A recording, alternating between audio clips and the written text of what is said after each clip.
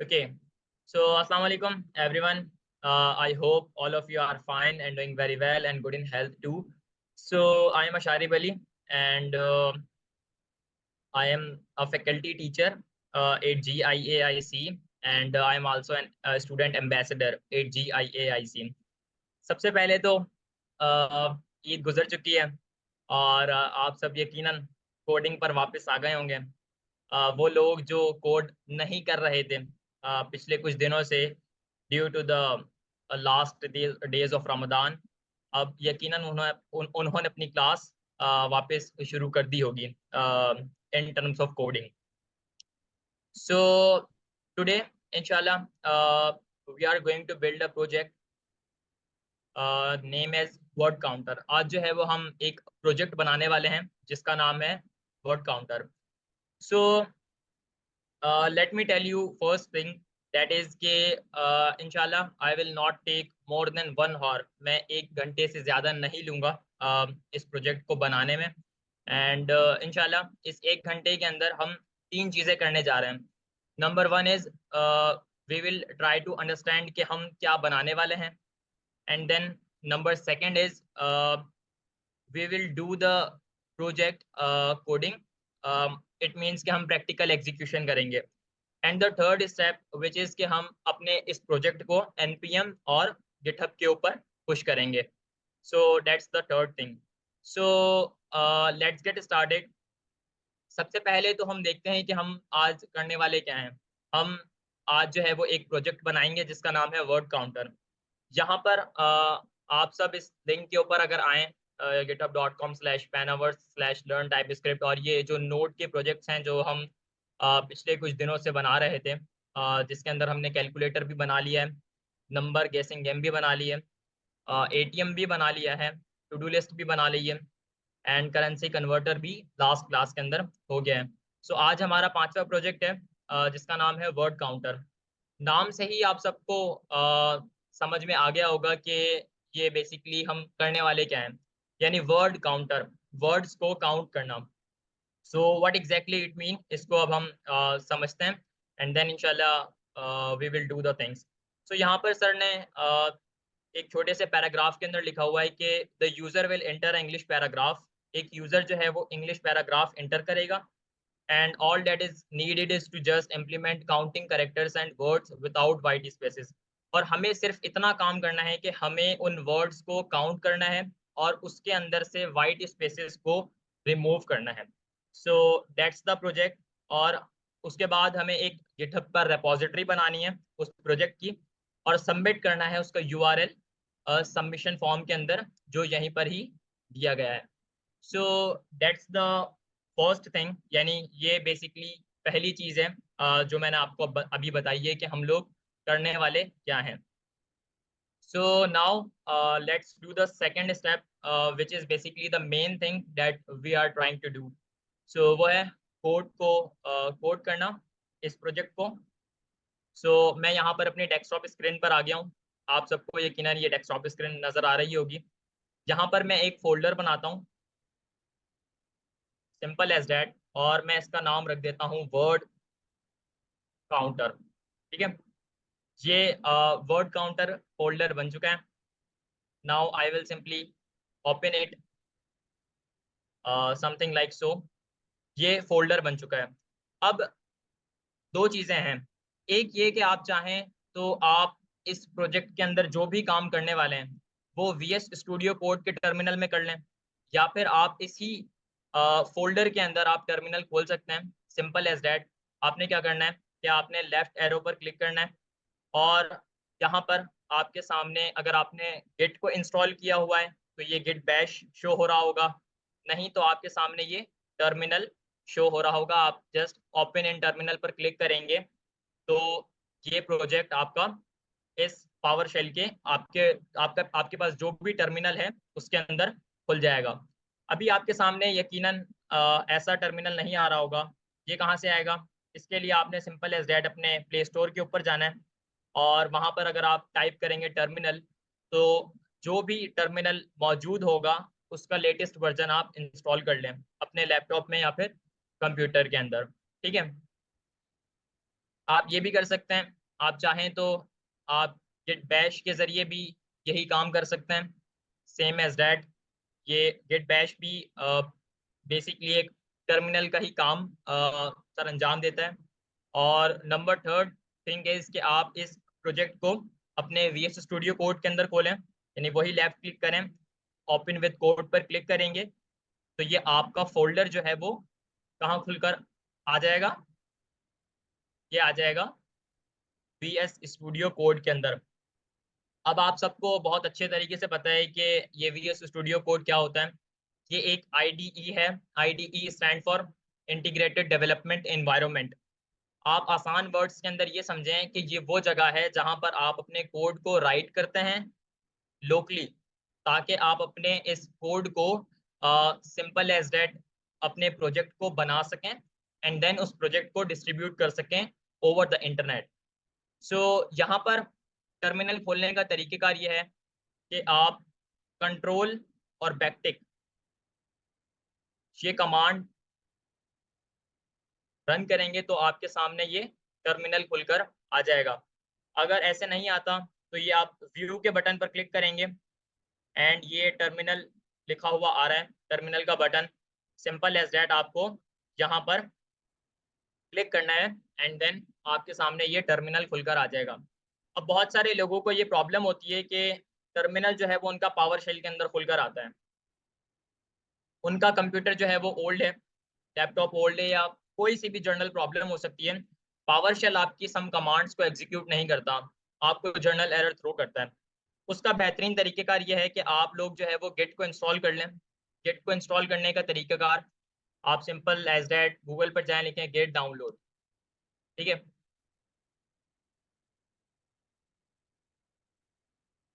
और ये काम जो है वो आप सबने पहले भी कर लिया होगा, सो मैं इसको वापस कर कर नहीं दिखा रहा।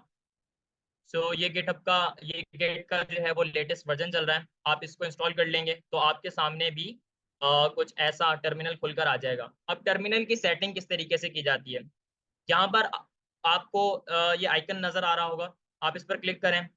ये यहाँ पर लिखा हुआ है कॉन्फ़िगर टर्मिनल सेटिंग। जब आप इस पर क्लिक करते हैं, अ, बल्कि ये सिलेक्ट डिफॉल्ट प्रोफाइल, जब आप इस पर क्लिक करते हैं तो आप अपनी डिफॉल्ट प्रोफाइल को सेट कर देंगे। आपकी डिफॉल्ट प्रोफाइल मेजरली पावरशेल होती है, बट आपको इसको चेंज कर कर कमांड प्रॉम्प्ट करना है या फिर गिट बैश करना है। आई प्रेफर गिट बैश, क्योंकि गिट बैश के जरिए हम बहुत सारी कमांड्स को सिंपल एज डेट एग्जीक्यूट कर लेते हैं। सो मैं गिट बैश को यहाँ पर सेलेक्ट कर लूंगा। ठीक है, ये तो जो है वो हमने अपने फोल्डर को खोल लिया है VS स्टूडियो के अंदर। अब जो है वो मेन चीज़ है जो हमें करनी है, वो ये है कि हमने सबसे पहले इस फोल्डर को एक npm का पैकेज बनाना है या फिर एक npm का प्रोजेक्ट बनाना है। उसका बनाने का तरीकेकार बहुत आसान है। आप बहुत दिनों से बहुत सारे प्रोजेक्ट्स के अंदर ये काम ऑलरेडी कर रहे हैं।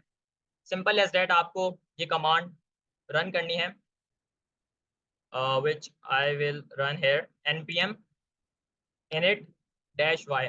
अब ये -y का क्या काम होता है, इसका काम जो है वो सिर्फ और सिर्फ जितनी भी तो प्रोजेक्ट से रिलेटेड डिटेल्स हैं उनको ऑटो फुलफिल कर देना होता है। अगर आप जो है वो -y का इस्तेमाल नहीं करते, फॉर एग्जांपल अगर मैं इसको डिलीट कर देता हूँ एंड देन मैं वापस जो है वो npm सिंपल एज दैट मैं npm init करता हूँ, तो मुझे यहाँ पर तमाम तर डिटेल्स को डालना पड़ेगा खुद। अ, जैसे कि यहाँ पर प्रोजेक्ट का नाम है, पैकेज का नाम है, मैं इस पैकेज का नाम यही वर्ड काउंटर रखूंगा, वर्जन भी यही रखूंगा। डिस्क्रिप्शन में मैं ये रख देता हूँ, this is the word counter project, simple as that and enter. Entry point index.js test command ऐसे ही छोड़ दें।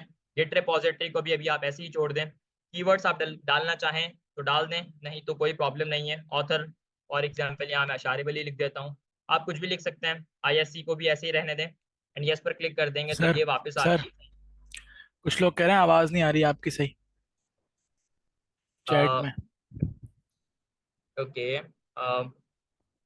Late me do something. Okay, so अब आ रही है मेरी आवाज?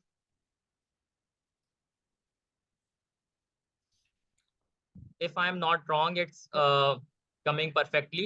ये बिल्कुल सही यस आ रही है। जी। Okay, all right. सो यहाँ पर जो अब मैं इस प्रोजेक्ट को वापस उसी कमांड के जरिए फुलफिल कर देता हूँ, यानी अपनी पैकेज जेसन की फाइल को बना लेता हूँ। अब ये मैंने अपने प्रोजेक्ट को npm के साथ इनिशियलाइज कर लिया है। अब जो दूसरा काम है जो मुझे करना है वो ये है कि मुझे अपने इस प्रोजेक्ट को टाइप स्क्रिप्ट के साथ इनिशियलाइज करवाना है। उसके लिए सिंपल एज दैट एक कमांड है, tsc-init। जैसे ही मैं इस कमांड को रन करूंगा, मेरे सामने एक और फाइल बनकर आ जाएगी जिसका नाम है tsconfig.json। ये हो गए हमारे दो काम। ठीक है, अब हमें जो है वो कुछ कॉन्फ़िगरेशन करनी है अपनी tsconfig.json की फाइल के अंदर। जनरली tsconfig.json की फाइल का काम होता है कि आपके टाइप स्क्रिप्ट की जो भी कॉन्फ़िगरेशन है प्रोजेक्ट की, वो आपने करनी है। अब आमतौर पर हम टाइप स्क्रिप्ट का इस्तेमाल जो है वो डेवलपर की प्रोडक्टिविटी को बढ़ाने के लिए करते हैं। इट मीन्स कि अगर हम अपने कोड को सिक्योर बनाना चाहते हैं, सेफ बनाना चाहते हैं और बेहतर बनाना चाहते हैं, ताकि बाद में कोई प्रॉब्लम ना आए जब हम इस एप्लीकेशन को प्रोडक्शन लेवल के ऊपर यूज करें। प्रोडक्शन लेवल का मतलब है कि कोई भी वेबसाइट होती है जो कि होस्ट की जाती है तो वो प्रोडक्शन लेवल के ऊपर आ जाती है। For example asharif.xyz, this is my website. ये मेरी वेबसाइट है जो कि प्रोडक्शन लेवल के ऊपर होस्ट हुई भी है। Simple as that. ठीक है, बट टाइप स्क्रिप्ट का काम जो है वो आपकी प्रोडक्टिविटी को बढ़ाना है। Simple as that. तो यहाँ पर जो है वो कुछ कॉन्फ़िगरेशन की सेटिंग्स हैं जिसे मैं कर लूंगा अभी। सबसे पहला काम कि मुझे ये जो टारगेट है इसको सेट करना है। अब यहाँ पर जो है वो ES 2016 का टाइप स्क्रिप्ट का जो ECMA स्क्रिप्ट का वर्जन है वो सेट हुआ हुआ है। अब यहाँ पर हम बेसिकली टाइप स्क्रिप्ट का जो नए फीचर्स हैं या जावास्क्रिप्ट के जो नए फीचर्स हैं उसका इस्तेमाल करने वाले हैं। तो इसके लिए मैं सिंपल एज दैट इसको ES 2022 कर दूंगा। ये मेरा टारगेट सेट हो गया। And then the second thing is कि मुझे ये जो मॉड्यूल्स हैं, इस मॉड्यूल को मुझे नोड नेक्स्ट करना है।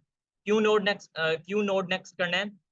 क्यों? ताकि मैं अपने इस प्रोजेक्ट को यूज कर सकूं नए फीचर्स के साथ। ठीक है, और ये जो नोड मॉड्यूल रेजोल्यूशन है इसे भी मुझे नोड नेक्स्ट करना है। And then simple as that I have to save the file with Ctrl+S।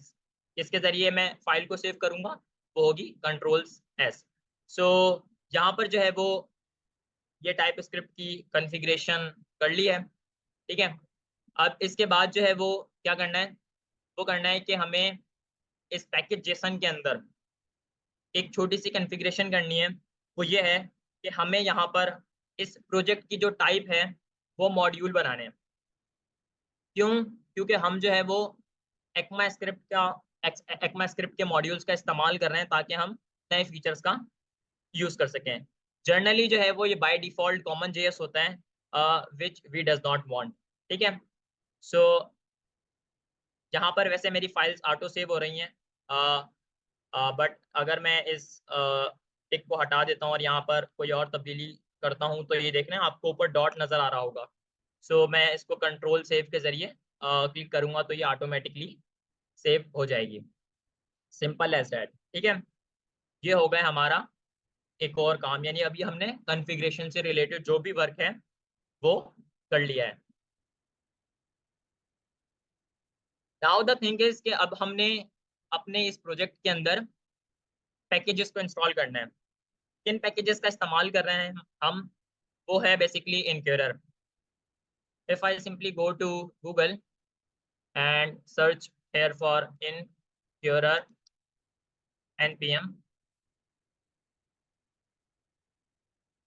ठीक है, ये incurror.js ये बेसिकली एक टाइप स्क्रिप्ट का ये बेसिकली एक npm का पैकेज है जिसका हम इस्तेमाल करते हैं कमांड लाइन इंटरफेस CLI के साथ इंटरेक्ट करने के लिए। Simple as that. ठीक है, यकीनन आप सबने इनक्यूरर का बहुत ज़्यादा इस्तेमाल किया है, so I does not have to deep dive on the inquirer package, but simply आपको क्या करना है, वापस अपने प्रोजेक्ट के अंदर आना है और यहाँ पर किसको इंस्टॉल करना है, इस पैकेज को इंस्टॉल करना है यूजिंग द फॉलोइंग कमांड। आप npm इंस्टॉल इनक्यूरर भी कर सकते हैं, या फिर आप npm आई इनक्यूरर भी कर सकते हैं। आई शॉर्ट फॉर्म है इंस्टॉल की, सो इसका एक ही मतलब है। ठीक है,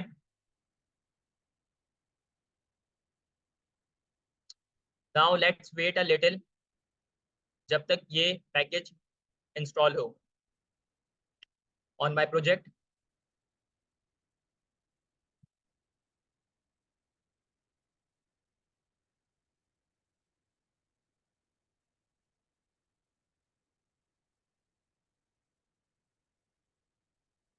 सो आपने यहाँ पर एक चीज़ नोट की होगी कि जैसे ही मैंने इस प्रोजेक्ट को इस पैकेज को इंस्टॉल किया, यहाँ पर एक नोड मॉड्यूल्स का फोल्डर बनकर आ गया जिसमें मल्टीपल फोल्डर्स हैं।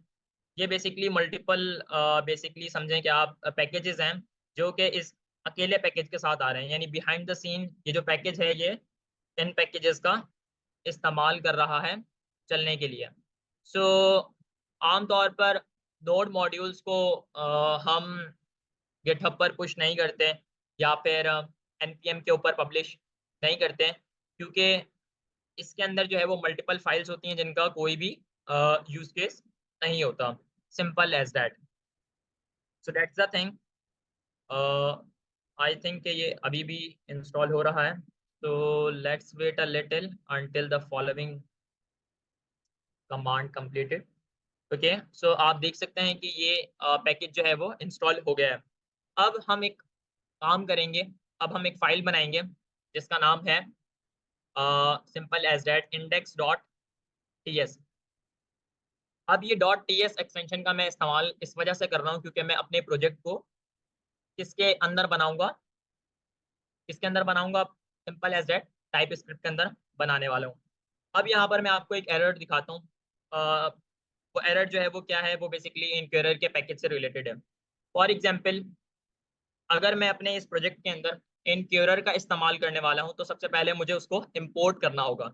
सो इम्पोर्ट करना है, ये कमांड है इम्पोर्ट इनक्यूरर फ्रॉम कॉलन इनक्यूरर। ठीक है, अब देख रहे हैं आप लोग यहाँ पर स्क्विगली लाइंस, रेड स्क्विगली लाइंस आपको शो अप हो रही हैं।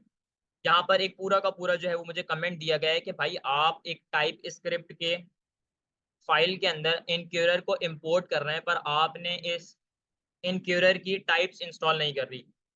क्यों ये मुझे एरर थ्रो कर रहा है? इस वजह से कर रहा है क्योंकि मैं यहाँ पर टाइप स्क्रिप्ट का इस्तेमाल कर रहा हूँ।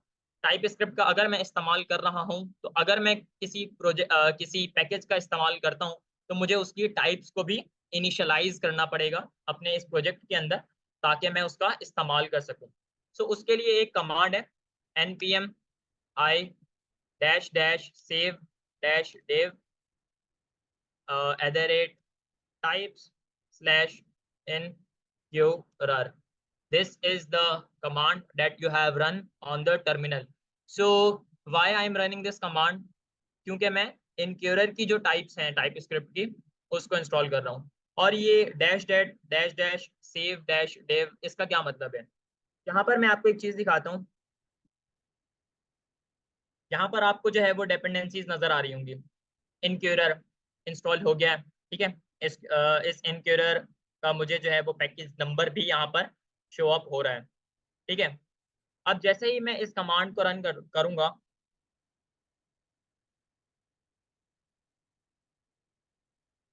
तो आप देखेंगे यहाँ पर एक डेव डिपेंडेंसी की लाइन आ जाएगी।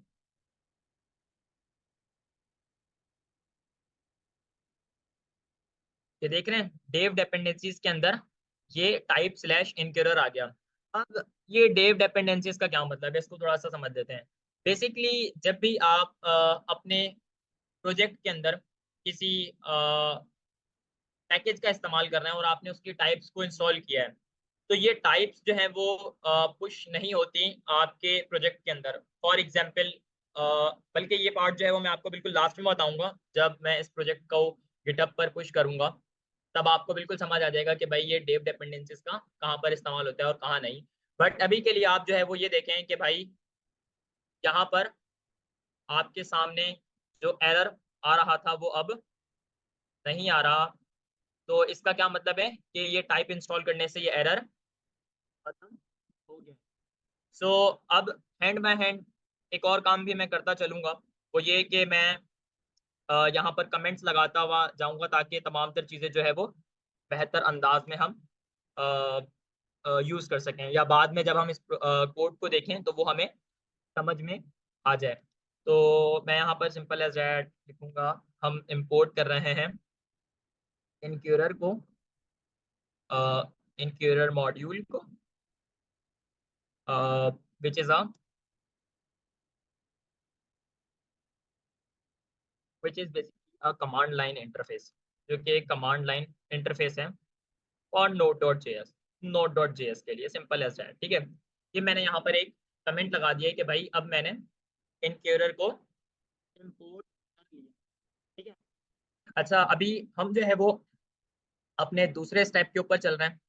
ठीक है, अब यहाँ पर जो है वो पहला काम जो मुझे करना है तो ये है कि हम जो है वो प्रोजेक्ट बना रहे हैं वर्ड काउंटर का।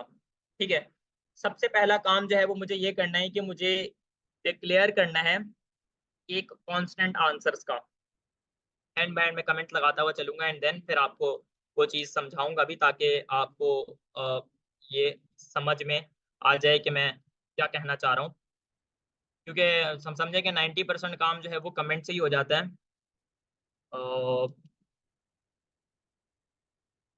And assign it the result of inquirer dot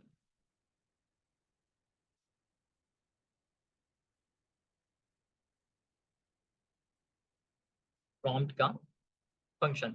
ठीक है, ठीक है, अब यहाँ पर जो है वो मैं एक डिक्लेयर करूंगा कांस्टेंट, जिसका काम सिंपल एज दैट ये होगा कि आंसर्स का एक मैं वेरिएबल बनाऊं और उस आंसर्स के वेरिएबल के अंदर मैं सेंटेंस को पुट करूं। क्योंकि यहाँ पर जो है वो हमें पहला काम यही करना है कि हमें सेंटेंस को काउंट करना है। ठीक है, यानी पैराग्राफ को काउंट करना है, सेंटेंस को काउंट करना है, समथिंग लाइक सो। ठीक है, सो उसके लिए सिंपल एज दैट यहाँ पर मैं कॉन्स्ट के कीवर्ड से ये काम करने वाला हूँ। आप चाहें तो आप लेट के कीवर्ड से भी कर सकते हैं, बट आई पर्सनली रिकमेंड कि आप कॉन्स्ट के कीवर्ड का इस्तेमाल करें ताकि आपका प्रोजेक्ट बेहतर हो। इट मीन कि आपको लॉन्ग टर्म प्रॉब्लम्स ना हो, क्योंकि कॉन्स्ट जो है वो कॉन्स्ट के कीवर्ड का जनरली इस्तेमाल किया जाता है कि आप अपने प्रोजेक्ट के अंदर अगर कोई तब्दीली नहीं कर रहे हैं बाद में, या अपने प्रोजेक्ट की एग्जीक्यूशन के दौरान। तो यहाँ पर जो सबसे पहला काम है मुझे आंसर्स का बनाना है। ठीक है, ऑब्जेक्ट, इसके अंदर जो है वो मैं क्या करूंगा, सेंटेंस को लूंगा। क्यों मैं सेंटेंस को लेने वाला हूँ, क्योंकि मैं सेंटेंस को काउंट करूंगा। So that's the reason. Sentence को लूंगा और कॉलन के बाद मैं इसकी टाइप डिफाइन करूंगा। क्यों मैं टाइप डिफाइन कर रहा हूँ, क्योंकि मुझे जो है वो मैं टाइप स्क्रिप्ट का इस्तेमाल कर रहा हूँ तो मुझे इसकी टाइप्स को इंस्टॉल करना पड़ेगा। It's my duty to follow the job. ठीक है, अब यहाँ पर समझें कि मैंने जो है वो अपने इस प्रोजेक्ट को थोड़ा सा डिक्लेयर किया है। अब इसको इनिशियलाइज करने का वक्त है, यानी इस आंसर्स के ये जो कौन का वेरिएबल है आंसर, इसके अंदर जो है वो मैं इस चीज को कैसे सेव करूंगा। तो मैं यहाँ पर इनक्यूरर का इस्तेमाल कर रहा हूँ। इनक्यूरर का इस्तेमाल कर रहा हूँ तो मैं यहाँ पर बेसिकली इज इक्वल टू लगाऊंगा। इज इक्वल टू के बाद जो भी ब्लॉक ऑफ कोड होगा वो आपका एग्जीक्यूट होगा इन द फॉर्म ऑफ इनक्यूरर, मतलब इनक्यूरर का इस्तेमाल करते हुए। यहाँ पर एक कीवर्ड है अवेट। अवेट का मतलब है इंतजार करो। भाई किसका इंतजार करो, किसके इंतजार की बात हो रही है यहाँ पर, इंतजार करो इनक्यूरर प्रॉम्प्ट का, ठीक है। इनक्यूरर का प्रॉम्प्ट जो है वो बेसिकली एक फंक्शन है जो कि इनक्यूरर के मॉड्यूल के अंदर से आ रहा है, ठीक है। मैं पैरेंथेसिस लगाऊंगा एंड देन इसके अंदर जो है वो मैं एक ऑब्जेक्ट डिक्लेयर करूंगा, ठीक है। मैं इस टर्मिनल को थोड़ा सा नीचे कर लेता हूँ, ओके। इस पैरेंथेसिस के इस कर्ली ब्रेसेस के अंदर मैं यहाँ पर तीन चीजें बताने वाला हूँ। तो ये है कि सबसे पहले मुझे नेम डिफाइन करना होगा कि बेसिकली हम किस चीज को स्टोर करवाने वाले हैं। भाई हम सेंटेंस को स्टोर करवाएंगे। फिर मैं कॉमा का इस्तेमाल करूंगा एक नई प्रॉपर्टी डालने के लिए इस ऑब्जेक्ट के अंदर। ये जो पूरी लाइन है ना, ये समझें कि ये टाइप है ऑब्जेक्ट की, और ये जो सेंटेंस लिखा हुआ है ये है वैल्यू। इस पूरी लाइन को जो है वो हम कहते हैं प्रॉपर्टी। बस अभी के लिए आप इतना समझें। दूसरी लाइन पर मैं एक वैल्यू एक टाइप लूंगा जिसका नाम होगा बेसिकली टाइप। और ये टाइप बेसिकली क्या करेगी, ये इनपुट लेगी। किससे इनपुट लेगी? यूजर से इनपुट लेगी। और एक मैसेज शो करवाऊंगा। उस मैसेज के अंदर मैं यूजर से कहूंगा कि भाई enter your sentence to count the word, ठीक है। Simple as that. ये मेरा एक मैसेज है। समझें कि हमारा जो है ना वो 90% या समझें कि आप 70% काम हो गया। हम इस प्रोजेक्ट को विद इन 20 लाइन्स के अंदर मुकम्मल करेंगे इंशाल्लाह, ठीक है। अब यहाँ तक जो है वो हम देख लेते हैं कि हमने अब तक क्या किया है, ठीक है। सबसे पहला काम जो है वो हमने ये किया है कि हमने इनक्यूरर के मॉड्यूल को इंपोर्ट किया है, ठीक है। उसके बाद जो है वो हमने एक कांस्टेंट डिक्लेयर किया है आंसर्स का, जिसके अंदर बेसिकली एक सेंटेंस है जिसकी टाइप स्ट्रिंग है। इस सेंटेंस का काम है कि यूजर से एक सेंटेंस को लेना। यूजर से मैं सेंटेंस लूंगा और उसको मैं आंसर्स के अंदर स्टोर करवा दूंगा ताकि मैं इसके वर्ड्स को काउंट कर लूँ, ठीक है। बट यहाँ पर मैं जो अपने प्रोजेक्ट को इनिशियलाइज कर रहा हूँ इसका क्या मतलब है? Await inquirer dot prompt. Await जो है वो एक कीवर्ड है जिसका हम साइंक्रोनस जावास्क्रिप्ट के अंदर इस्तेमाल करते हैं। अब ये साइंक्रोनस और असाइंक्रोनस जावास्क्रिप्ट क्या है? आई थिंक सो कि मुझे यहाँ पर अभी बताने की ज़रूरत नहीं है क्योंकि आप बहुत ज़्यादा कंफ्यूज हो जाएंगे। बट आप बस अभी के लिए इतना समझें कि असाइंक्रोनस या फिर साइंक्रोनस जावास्क्रिप्ट एक तरीक़ेकार है जावास्क्रिप्ट के अंदर आपके कोड को एग्जीक्यूट करने का। असाइंक्रोनस जावास्क्रिप्ट के अंदर ये होता है कि आप अपने आप आपको अपना प्रोजेक्ट आप जो है वो आप चाहते हो कि अपने प्रोजेक्ट को स्टेप बाय स्टेप एग्जीक्यूट करें। बट जब कोई स्पेसिफिक कंडीशन आ जाए तो आप उस लाइन को छोड़कर आगे चले जाएं, ठीक है। ये साइंक्रोनस जावास्क्रिप्ट होती है। फिर साइंक्रोनस जावास्क्रिप्ट है जो कि लाइन से एग्जीक्यूट होती है। बट आई थिंक सो कि यार अभी मुझे बताने की जरूरत नहीं है। बट आप लोग जो है वो सिंपल एज दैट गूगल पर जाकर भी सर्च कर सकते हैं असाइन प्रोनंस जावास्क्रिप्ट एग्जाम्पल। अब जाकर देखेंगे तो आपको समझ में आ जाएगा। But if I am not wrong मुझे यहाँ पर अभी बताने की जरूरत नहीं है कि ये क्या होता है, ठीक है। बट यहाँ पर हम इनक्यूरर डॉट प्रॉम्प्ट का एक फंक्शन है जिसका इस्तेमाल कर रहे हैं यूजर से प्रॉम्प्ट लेने के लिए, ठीक है। मैंने एक ऑब्जेक्ट बनाया है, कर्ली ब्रेसेस के अंदर ऑब्जेक्ट बनाया जाता है। एक प्रॉपर्टी बनाई है नेम, जिसकी वैल्यू है सेंटेंस क्योंकि मैं यूजर से सेंटेंस लेने वाला हूँ। एक टाइप है, टाइप होगी इनपुट। इनपुट का मतलब है कि यूजर से मैं इनपुट लूंगा। And the third thing is basically message. ये वो मैसेज है जो कि मैं यूजर को शो करवाऊंगा ताकि वो कोई वैल्यू इनपुट कर दे, ठीक है। अब जो है वो हम थोड़ा आगे चलते हैं और देखते हैं कि अब हमें क्या करना है। अब यहाँ पर जो है वो एक चीज सर ने लिखी हुई थी यानी प्रोजेक्ट के अंदर The user will enter an English paragraph and all that is needed is to just implement counting characters and words without white spaces. ये जो लिखा हुआ है ना विदाउट white spaces, इस चीज को हम कैसे मेक श्योर करेंगे, इस फंक्शनैलिटी को हम कैसे मेक श्योर करेंगे कि भाई यूजर जो वर्ड्स लिख रहा है वो बगैर व्हाइट स्पेसेस के काउंट हो, क्योंकि व्हाइट स्पेस भी काउंट होंगे। अब इस फंक्शनैलिटी को इम्प्लीमेंट करते हैं। यहाँ पर मैं क्या करूंगा, सिंपल एज दैट एक वेरिएबल बनाऊंगा कॉन्स्ट के कीवर्ड से वर्ड्स नाम का।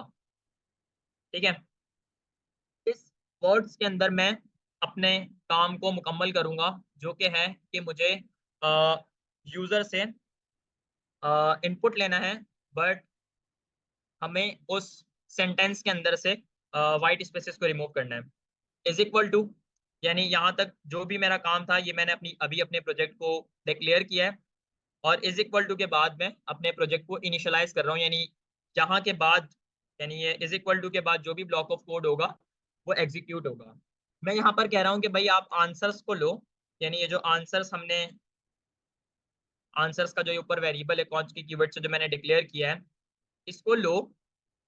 ठीक है, इसके अंदर डॉट नोटेशन का मैं इस्तेमाल करूंगा। ये जो मैंने डॉट लगाया है, डॉट के बाद मुझे इंटेलिजेंस यहाँ पर मिल गई सेंटेंस की, यानी ये यहाँ पर सिंपल एज दैट कह रहा है कि भाई आंसर्स के अंदर जो इंटेलिजेंस है, इसके अंदर आप क्या करो के अंदर, यानी इस सेंटेंस के अंदर हमने क्या करना है, हमने व्हाइट स्पेसेस को रिमूव करना है। तो वो हम कैसे करेंगे, उसके लिए हम एक मेथड का इस्तेमाल करने वाले हैं, जिस मेथड का नाम है ट्रिम, TRIM, और पैरेंथेसिस। ये आ गया भाई ट्रिम। ये ट्रिम का क्या काम है, और हम एक और मेथड का भी इस्तेमाल करने वाले हैं जिसका नाम है स्प्लिट, सिंपल एज। जहां तक तो आप सबको समझ में आ गया था। ठीक है, अब आगे यहाँ पर जो है वो सिर्फ एक छोटा सा मैं काम कर रहा हूँ। वो काम ये है कि एक मैंने वर्ड्स का वेरिएबल बनाया है, उस वर्ड्स के वेरिएबल के अंदर मैं किसी चीज को इनिशियलाइज कर रहा हूँ। वो चीज क्या है कि भाई मैं आंसर्स को उठा रहा हूँ, इस आंसर्स के अंदर जो सेंटेंस है उसको ले रहा हूँ डॉट नोटेशन की मदद से, और इसके अंदर जो है वो मैं ट्रिम कर रहा हूँ। ट्रिम जो है वो नाम से ही पता चल रहा है कि मैं किसी चीज को काट रहा हूँ। अब यहाँ पर अगर आप इसके ऊपर होवर करेंगे तो यहाँ पर आपको जो है वो एक मैसेज नजर आएगा, remove the leading and trailing white spaces and white and line terminator character from a string.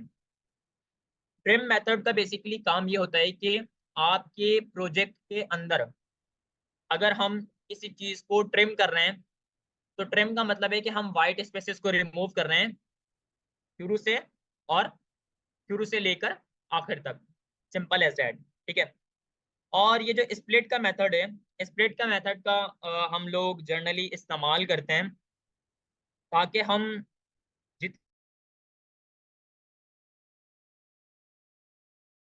जितनी भी वैल्यूज हैं, लाइक हमारे पास 20 वर्ड्स का, तो 20 अलग अलग वर्ड्स आ गए। अब मैं चाहता हूं कि मैं उन 20 अलग अलग वर्ड्स को एक एरे के अंदर ले आऊं। एरे क्या होता है, like const array is equal to, ये देखें, ये आ गया, यहाँ पर देख रहे हैं।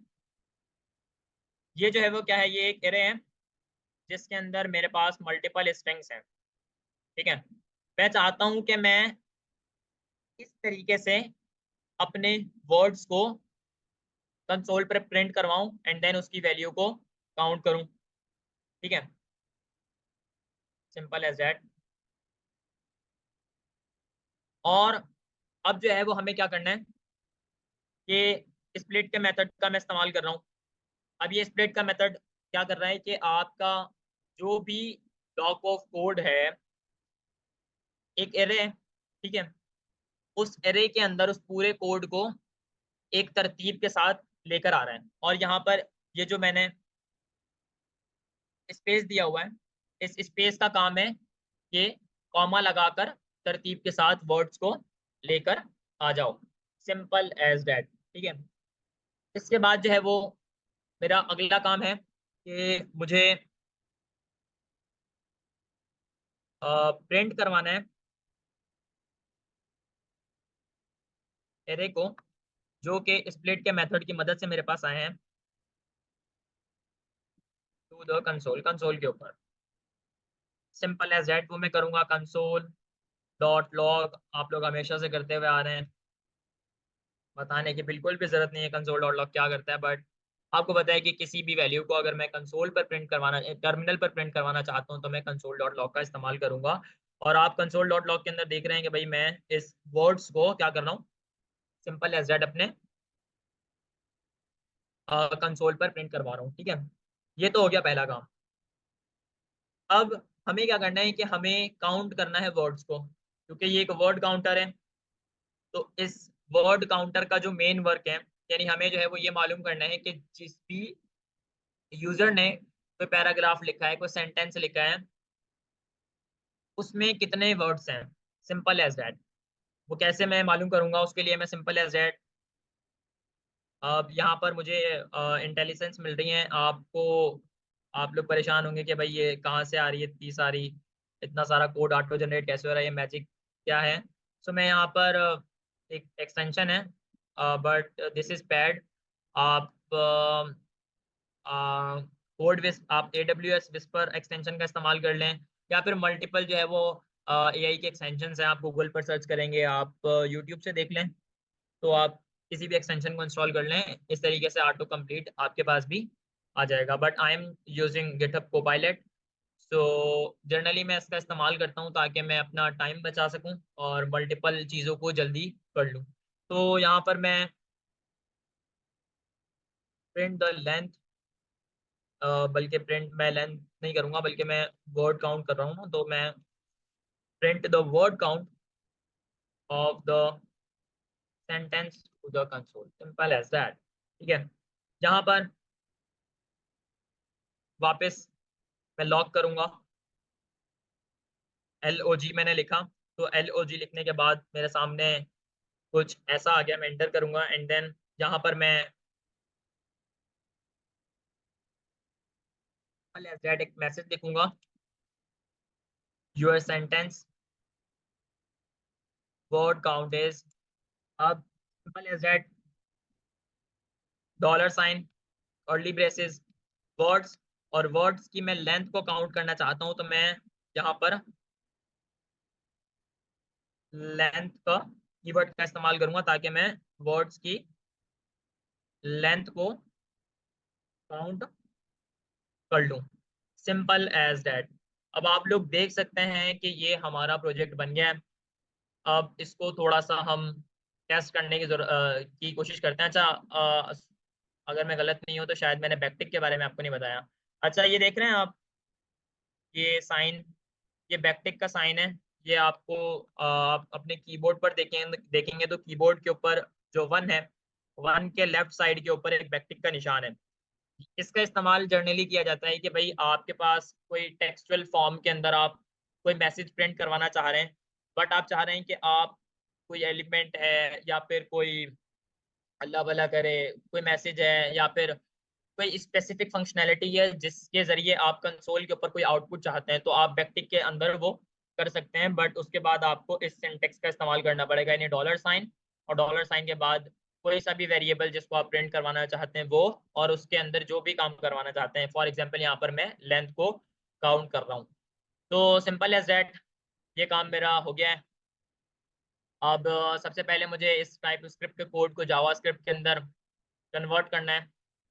हमेशा की तरह सिंपल एज दैट मैं TSC लिखूंगा। TSC लिखने से यहाँ पर एक फाइल बनकर आ जाएगी index.js की। ये बनकर आ गई है।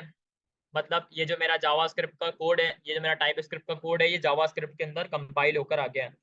अब बहुत सारे लोगों को कन्फ्यूजन होगी, बल्कि होनी तो नहीं चाहिए यार, क्योंकि बहुत दिनों से हम यही काम करते हुए आ रहे हैं कि ये index.js की फाइल क्यों आ गई। तो भाई सिंपल एज दैट आपको बता देता हूँ कि भाई ये क्यों आई है। तो जावा स्क्रिप्ट और टाइप स्क्रिप्ट, बेसिकली जावास्क्रिप्ट जो है वो एक इंटरप्रेटेड लैंग्वेज है। अब ये इंटरप्रेटेड लैंग्वेज और ये type script compile time language, इसका क्या मतलब है। पहले हम टाइप स्क्रिप्ट को देखते हैं कि ये कंपाइल टाइम, इसका क्या मतलब है। कंपाइल टाइम का मतलब है कि भाई आपका जो भी सिस्टम है या आपका जो भी कंप्यूटर है, उसका उसके अंदर जो फॉर एग्जांपल अब आपको मैं कैसे एक आसान मिसाल के साथ समझाऊं। आप बस इतना समझें कि आपका जो कोड है जो असली एग्जीक्यूट होता है वो बेसिकली होता है जावास्क्रिप्ट का। टाइप स्क्रिप्ट का काम जो है वो जस्ट आपको टाइप सेफ्टी प्रोवाइड करना है। तो मैं यहाँ पर इससे कंक्लूड करूंगा कि भाई टाइप स्क्रिप्ट जो है वो एक इंटरप्रेटेड लैंग्वेज है, सॉरी एक कंपाइल टाइम लैंग्वेज है। कंपाइल टाइम लैंग्वेज का मतलब है कि ये कंपाइल होती है किसी और लैंग्वेज के अंदर। ये कंपाइल हुई है एक और लैंग्वेज के अंदर जिसका नाम है जावास्क्रिप्ट। जावास्क्रिप्ट और टाइप स्क्रिप्ट एक ही लैंग्वेज है, ठीक है। बट टाइप स्क्रिप्ट के अंदर मुझे टाइप सेफ्टी मिल जाती है। और ये जो जावा स्क्रिप्ट है, जावा स्क्रिप्ट बेसिकली एक इंटरप्रेटेड लैंग्वेज है जो कि कंपाइल नहीं होती, डायरेक्टली एग्जीक्यूट हो जाती है, ठीक है। सो अब हमने क्या करना है कि हमने अब इस प्रोजेक्ट को कंसोल के ऊपर रन करना है। करने का तरीकेकार वही है, सिंपल एज दैट। हम नोड का इस्तेमाल करेंगे। नोड आप सबके बाद इंस्टॉल होगा। नोड क्या है भाई? नोड है एक जावास्क्रिप्ट का रन टाइम। जावास्क्रिप्ट के रन टाइम का मतलब है कि भाई जावास्क्रिप्ट का कोड जो है ना वो बेसिकली चलता था आपके सिर्फ किसके अंदर, सिस्टम के अंदर। बट हुआ ये कि भाई 2010 के अंदर एक साइंटिस्ट आया, एक डेवलपर आया जिसका नाम है रैंडाल। अगर मैं गलत स्पेल नहीं कर रहा तो रैंडाल, हाँ DAHL, रैंडाल। ये वो बंदा है भाई जिसने नोड जेएस को बनाया। ये रहा भाई रैंडाल, ये बहुत मशहूर है। इसने नोड जेएस को बनाया। क्यों बनाया भाई इसने? क्योंकि इसने जो है वो एक प्रॉब्लम फेस करी कि यार जावास्क्रिप्ट तो मैं सिर्फ एक ही जगह पर चला सकता हूँ, क्यों ना मैं जावास्क्रिप्ट को इस ब्राउजर से बाहर ना चला लूँ। तो इस जावास्क्रिप्ट को ब्राउजर से बाहर चलाने के लिए इसने नोड.js को बना दिया, सिंपल एज दैट, ठीक है। तो अच्छा, रेनडाल के बारे में आप मजीद भी पढ़ना चाहते हैं तो आप लोग जाकर पढ़ लीजिएगा इसके बारे में यूट्यूब के ऊपर। वैसे जो है वो अक्सर जो है वो लोग मूवीज देख रहे होते हैं ना, तो मेरी जर्नल जो है वो गाइडलाइन ये होती है कि यार आप थोड़ी टेक्निकल चीज़ें देखा करें। तो समझें कि इसके ऊपर भी एक पूरी की पूरी डॉक्यूमेंट्री बनी है नोट जेएस के ऊपर। अब मैं आप सबको रिकमेंड करूंगा कि यार अगर आप चाहते हो कि टेक्निकल चीज़ें थोड़ी सी समझने की कोशिश करना चाहते हो तो यूट्यूब के ऊपर जाओ और जाकर जो है वो जस्ट सिंपल एज डैट लिखो note JS documentary. Like movie देखने से तो यार बेहतर है ये। तो अगर आप यहाँ पर जो है वो लिखोगे ये डॉक्यूमेंट्री, तो एक लेटेस्ट डॉक्यूमेंट्री है जो अभी रिलीज हुई है नोट जेएस के ऊपर, ये वाली। इसको आप सब जाकर वॉच कर लेना अगर करना चाहते हो तो। ये मैं जस्ट जर्नली आपको एक मूवी से हटकर, यानी या ड्रामे या मूवीज या इन तमाम तर चीज़ों से हटकर आप कुछ टेक्निकल चीज़ों को देखना चाहते हो, लाइक आपको थोड़ा सा मजा आए सुनने में, तो आप इसको जाकर देख सकते हो, ठीक है। तो इस तरीके से मल्टीपल जो है वो डॉक्यूमेंट्रीज अवेलेबल हैं, लाइक जैसे नोट जेएस की है, और नोट जेएस के बाद मल्टीपल लैंग्वेजेस की यहाँ पर मौजूद है, रिएक्ट की है, जावास्क्रिप्ट की भी यहाँ पर मौजूद है। और मतलब ऐसी ऐसी चीज़ें जो है वो आप जाकर यूट्यूब से ज़रूर देखा करें ताकि आपको समझ आए कि basically behind the seen in लोगों ने इस काम को क्यों किया। आपको बहुत मज़ा आएगा देखने में और सुनने में और समझने में। अच्छा, ठीक है, हम वापस आ जाते हैं अपने प्रोजेक्ट पर और यहाँ पर मैं अच्छा, मैं एक चीज ऐड लिखूंगा करूंगा। नोट। मेरी आवाज़ क्लियर है ना? अच्छा, मैं आचार्य पे एक चीज़ ऐड करूंगा कि आप जो चीज़ें बता रहे थे रैन डायर के बारे में, तो बिल्कुल ऐसा ही है। जिस तरह शारिफ भाई बता रहे थे, शारिफ भाई की भी यही आदत है। मैं उनसे जब मिला क्लास में, तो वो भी ना इस तरीके की रिसर्च कर रहे होते हैं। इससे फ़ायदा क्या होता है, आपके पास ना टॉपिक्स आते हैं, नॉलेज आती है। फॉर इन केस आपने देखा नोट जेस है, नोट जेस आपने यूज़ कर ली, चला के देख ली, सब कुछ समझ भी आ रहा है, चल भी रहा है। लेकिन कहीं ना कहीं ये सवाल तो आपके माइंड में होना चाहिए ना यार, ये नोट जेएस के पीछे लॉजिक क्या है, इसकी क्यों ये आई, इससे पहले क्या था, क्या प्रॉब्लम थी जो इसने सॉल्व करी। तो इससे ना आपकी एक रिसर्च करने की आदत, हैबिट डेवलप हो जाएगी कि आप चीज़ों को सर्च करेंगे। सर्च करने के बाद आप ये देखेंगे कि इसका एक्चुअली क्या हिस्ट्री है। अच्छा, हिस्ट्री जानने से कोई फर्क नहीं पड़ेगा, लेकिन आपको इन फ्यूचर अगर कोई नई चीज़ आती है तो आपको पता होगा, अच्छा हाँ पहले इस तरह होता था, उसके बाद ये चीज़ आ गई, इसने ये चेंज करा, इसने ये चेंज करा। फिर जब आप उस टूल को यूज़ करने जाओगे तो आपका उसको एक्चुअल यूनिक कैश पता होंगे। फॉर सपोज हमने, आपने देखा होगा, हम लोग उसमें जाते हैं TS कॉन्फ़िग की फाइल में और वहाँ पर लिख देते हैं नेक्स्ट का जो वर्जन होता है वो हम क्या कर देते हैं, नोट का वर्जन दिखाएंगे भी आशारिफ भाई, 2022 कर देते हैं हम। तो ये तो ईएस का वजह हम 2022 कर देते हैं। इसके पीछे भी काफ़ी एक नॉलेज बेस आपको मिल जाएगा सर्च करने पे कि एक मैथ स्क्रिप्ट होती है, एक मैथ स्क्रिप्ट का पीछे एक्चुअली कॉन्सेप्ट क्या है। और ये काफ़ी ज़बरदस्त है कि आप इस तरीके से ना चीज़ें पढ़ा करें। और इसके अलावा सर आपका जो कोड है इसमें मैं देख रहा लाइन नंबर कोड पे है, टीएस पे, ठीक है। तो कुछ मेरे पास कमेंट्स आए हुए थे कि कुछ लाइन रिपीट करने का, वो कह रहे थे लाइन नंबर 15 एंड 16। अच्छा 15 पे तो कुछ नहीं लिखा हुआ, 16 के ऊपर सर कुछ काम करवा रहे हैं जो यहाँ पर नज़र आ रहा है। जी जी। अच्छा मुझे ओके कमेंट्स सर, में मैं कौन बताएगा कि ये जो हम डॉट लगाकर आगे चीज़ें लिखते हैं, जैसे ट्रिम सर ने लिखा है, फिर सर ने स्प्लिट लिखा है, तो इसका नाम एक्चुअली क्या होता है, जनरल नाम? मेरे पास कमेंट में रिप्लाई आ गया, फंक्शन फंक्शन लोग कह रहे हैं, फंक्शन कैसे होता है? प्रॉपर्टी लिखा हुआ कुछ लोगों ने, तो इसका नाम मेथड होता है। मेथड इसका नाम मेरे पास ज़्यादातर लोगों ने आया। शारिफ भाई इसके बारे में बताएंगे, डॉट डॉट करके जो हम चीज़ें एक्सेस कर रहे होते हैं ये क्या होती हैं? जी जी सर, बिल्कुल मैं बता देता हूँ। अच्छा देखिए यार, एक चीज़ को समझने की ज़रूरत है। सबसे पहले तो जो है ना, आप इस चीज़ को अपने माइंडसेट में बिठा लें कि यार, माइंडसेट बल्कि आप अपना बिल्कुल क्लियर कर दें कि जब भी आप प्रोग्रामिंग कर रहे होते हैं ना, सब कुछ कोड नहीं होता, ठीक है। अगर आप इस कोड से पहले, सर अमीन ने कहा कि बहुत सारी चीज़ें होती हैं जो आपको खुद एक्सप्लोर करनी होती हैं, ठीक है। अब अगर आप लोग जो है वो एक स्पेसिफिक प्रोग्रामर बनना चाहते हो, डेवलपर बनना चाहते हो, तो मैं आपको जो है वो ऊपर ऊपर से यानी 10-12 चीज़ें हैं जो अभी बता देता हूँ। आप जो है ना वो सिर्फ और सिर्फ क्या पढ़ें, आप गूगल पर या चैट जीपीटी पर जाकर सर्च करें कि भाई एरेज क्या होते हैं, ऑब्जेक्ट्स क्या होते हैं, ठीक है, और असाइनक्रोनस साइनक्रोनस जावास्क्रिप्ट क्या होती है, मेथड्स क्या होते हैं, वेरिएबल्स क्या होते हैं, ठीक है, और फंक्शंस क्या होते हैं, और कॉल बैक फंक्शंस क्या होते हैं, इफ एल्स क्या होती हैं, एल्स इफ क्या होते हैं, प्रोमिसेस क्या होते हैं, और जो है वो डिबगिंग कैसे की जाती है। ये कोई 10-12 चीजें मैंने आपको ऊपर ऊपर से बता दी हैं। 99% ऑफ द केस आप यही काम कर रहे होंगे, आप कुछ भी नहीं करेंगे। आप जो है वो पता नहीं जावास्क्रिप्ट के बस मेथड्स ही लगा रहे होंगे। लाइक यहाँ पर जो है वो मैंने ट्रिम और स्प्लिट के मेथड का इस्तेमाल किया है। अब ये जो मैंने डॉट का इस्तेमाल किया है, डॉट बेसिकली नोटेशन का इस्तेमाल किया जाता है किसी फंक्शनैलिटी को उठाकर उसमें किसी चीज को तब्दील करने के लिए। फॉर एग्जाम्पल यहाँ पर ये जो ट्रिम है, आपके पास कंट्रोल है ना, कंट्रोल, अपने माउस को ट्रिम के ऊपर होवर करें, ट्रिम के मेथड के ऊपर, और इसके ऊपर क्लिक करें। यहाँ पर आप देख रहे हैं कि ये पता नहीं मैं कहाँ पहुंच गया। अब आप लोगों को देखकर भी डर लग रहा होगा कि सर पता नहीं है कहाँ पहुंच गए हम बेसिकली उस जगह पर पहुंच गए जहाँ पर बिहाइंड द सीन ये तमाम तर चीजें हो रही होती हैं, यानी टाइप स्क्रिप्ट के इंजन पर पहुंच गए जहाँ पर ये कोड एग्जीक्यूट हो रहा होता है। तो यहाँ पर अंदर यही काम हुआ है कि भाई ये जो सेंटेंस है ना, इस सेंटेंस को उठाओ, इस सेंटेंस के अंदर ये जो डॉट है ना, डॉट डॉट का काम है कि इसके अंदर ट्रिम के मेथड का इस्तेमाल कर लो, ठीक है। ट्रिम का मेथड ये करता है कि आपका जो भी कोड है उसके अंदर वाइट स्पेसिस को या फिर लाइंस को रिमूव कर देता है। Simple as that. For example मैं यहाँ पर जो है वो एक एग्जांपल आपको दे देता हूँ। Const my name is equal to string एक मैं बना रहा हूँ, स्पेस स्पेस स्पेस, और लिखूंगा Asharif space Ali space space space, ठीक है। ये जो ट्रिम का मेथड है ना, ट्रिम के मेथड का काम ये है कि ये जो शुरू के अंदर ये जो 6-7 स्पेसेस है ना, इसको रिमूव करें।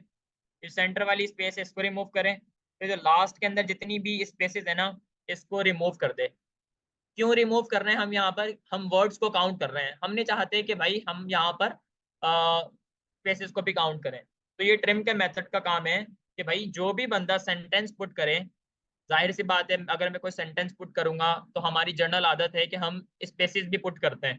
तो मिस्टेक बाय मिस्टेक अगर कोई बंदा स्पेसेस को पुट कर देता है तो हम ट्रिम के मेथड की मदद से इन स्पेसेस को, इन खाली स्पेसेस को, वाइट स्पेसेस को रिमूव कर देंगे। सिंपल एज दैट, ठीक है। और बाकी डॉट स्प्लिट के मेथड के बारे में तो मैंने आपको बता दिया था कि जितने भी आपके पास एलिमेंट्स होंगे, ठीक है, उन एलिमेंट्स को क्या करना है, उनको एक एरे की फॉर्म के अंदर कन्वर्ट कर देना है ताकि हम वर्ड्स को कंसोल के ऊपर देख सकें। ठीक है, वो हम कैसे देखेंगे वो भी मैं आपको लाइव दिखा देता हूँ कि भाई ये काम कैसे किया जाता है। सिंपल एज दैट, यहाँ पर मैं लिखूंगा नोड और लिखूंगा अपनी फाइल का नाम index.js। ठीक है, index.js रन किया। यहाँ पर मेरे सामने एक प्रॉम्प्ट आ गया है, enter your sentence to count the word. ये कहाँ से आ रहा है भाई? ये ऊपर जो हमने ऑब्जेक्ट बनाया था जिसमें मैसेज था, क्या मैसेज था? ये मैसेज था, वही मैसेज जो है वो यहाँ पर आ रहा है। अब मैं यहाँ पर पुट करूंगा एक सेंटेंस या पैराग्राफ भी पुट कर सकता हूँ, like I am trying to become a better programmer. ठीक है, सिंपल एज दैट, ये एक छोटा सा सेंटेंस है। अब जैसे ही मैं इंटर करूंगा तो आपके सामने दो वैल्यूज आ जाएंगी कंसोल के ऊपर। क्या ये? पहला तो आपके सामने एरेज आ जाएगा, एक एरे आ जाएगा। ठीक है, ये एरे कहाँ से आया? ये बेसिकली स्प्लिट के मेथड की मदद से आया है, जिसको यहाँ पर आपने कंसोल करवाया हुआ है वर्ड्स को ना। ठीक है, दूसरा ये है कि आपने यहाँ पर प्रिंट करवाया है वर्ड काउंट को। मेरा वर्ड काउंट क्या है कि भाई आपके इस सेंटेंस के अंदर टोटल कितने वर्ड्स हैं? 8 वर्ड्स हैं। ये 8 वर्ड जो है वो इस कोड को कैसे पता चला कि भाई ये 8 ही वर्ड है? इसको ऐसे पता चला कि भाई इसने जो है ना वो एरेस को पढ़ा है। स्प्लिट के मेथड ने जैसे ही ये एरे बनाया ना, मतलब ट्रिम के मेथड ने सबसे पहले क्या करा कि वाइट स्पेसेस को रिमूव करा, और वाइट स्पेसेस को रिमूव करने के बाद इसको स्प्लिट के मेथड की मदद से एक एरे के अंदर कन्वर्ट कर दिया। अब यहाँ पर वर्ड की जो काउंटिंग होगी वो विदाउट स्पेस होगी। क्यों? क्योंकि मैंने पहले ही एक एरे के अंदर अपने वर्ड्स को तरतीब के साथ रख दिया है, जहां से सिंपल एज दैट वर्ड की काउंट होकर आ गई है, वो है 8। ठीक है, अब मैं वापस जो है वो इसको रन कर लेता हूँ। लाइक इस बार हम कुछ और करते हैं। इस बार क्या करें? एक कम वर्ड अच्छा लिखे हैं आप, लिखे हैं लाइक आई एम अशारिफ, और 3 वर्ड में देखते हैं सर क्या। सर लिखे आई एम अशारिफ, कम वर्ड लिखते हैं, देखते हैं क्या आता है। जी बिल्कुल, आई एम अच्छा, अशारिफ। नॉर्मली इसमें 3 आना चाहिए, हाँ 3 ही आया है। नहीं है। अच्छा सर, सर अमीन आपको वो याद है, वो एक वर्ड है जिसका हम इस्तेमाल करते हैं कीबोर्ड के ऊपर अपनी प्रैक्टिस को बेहतर बनाने के लिए, द लेजी डॉग, ऐसे ही है ना कुछ?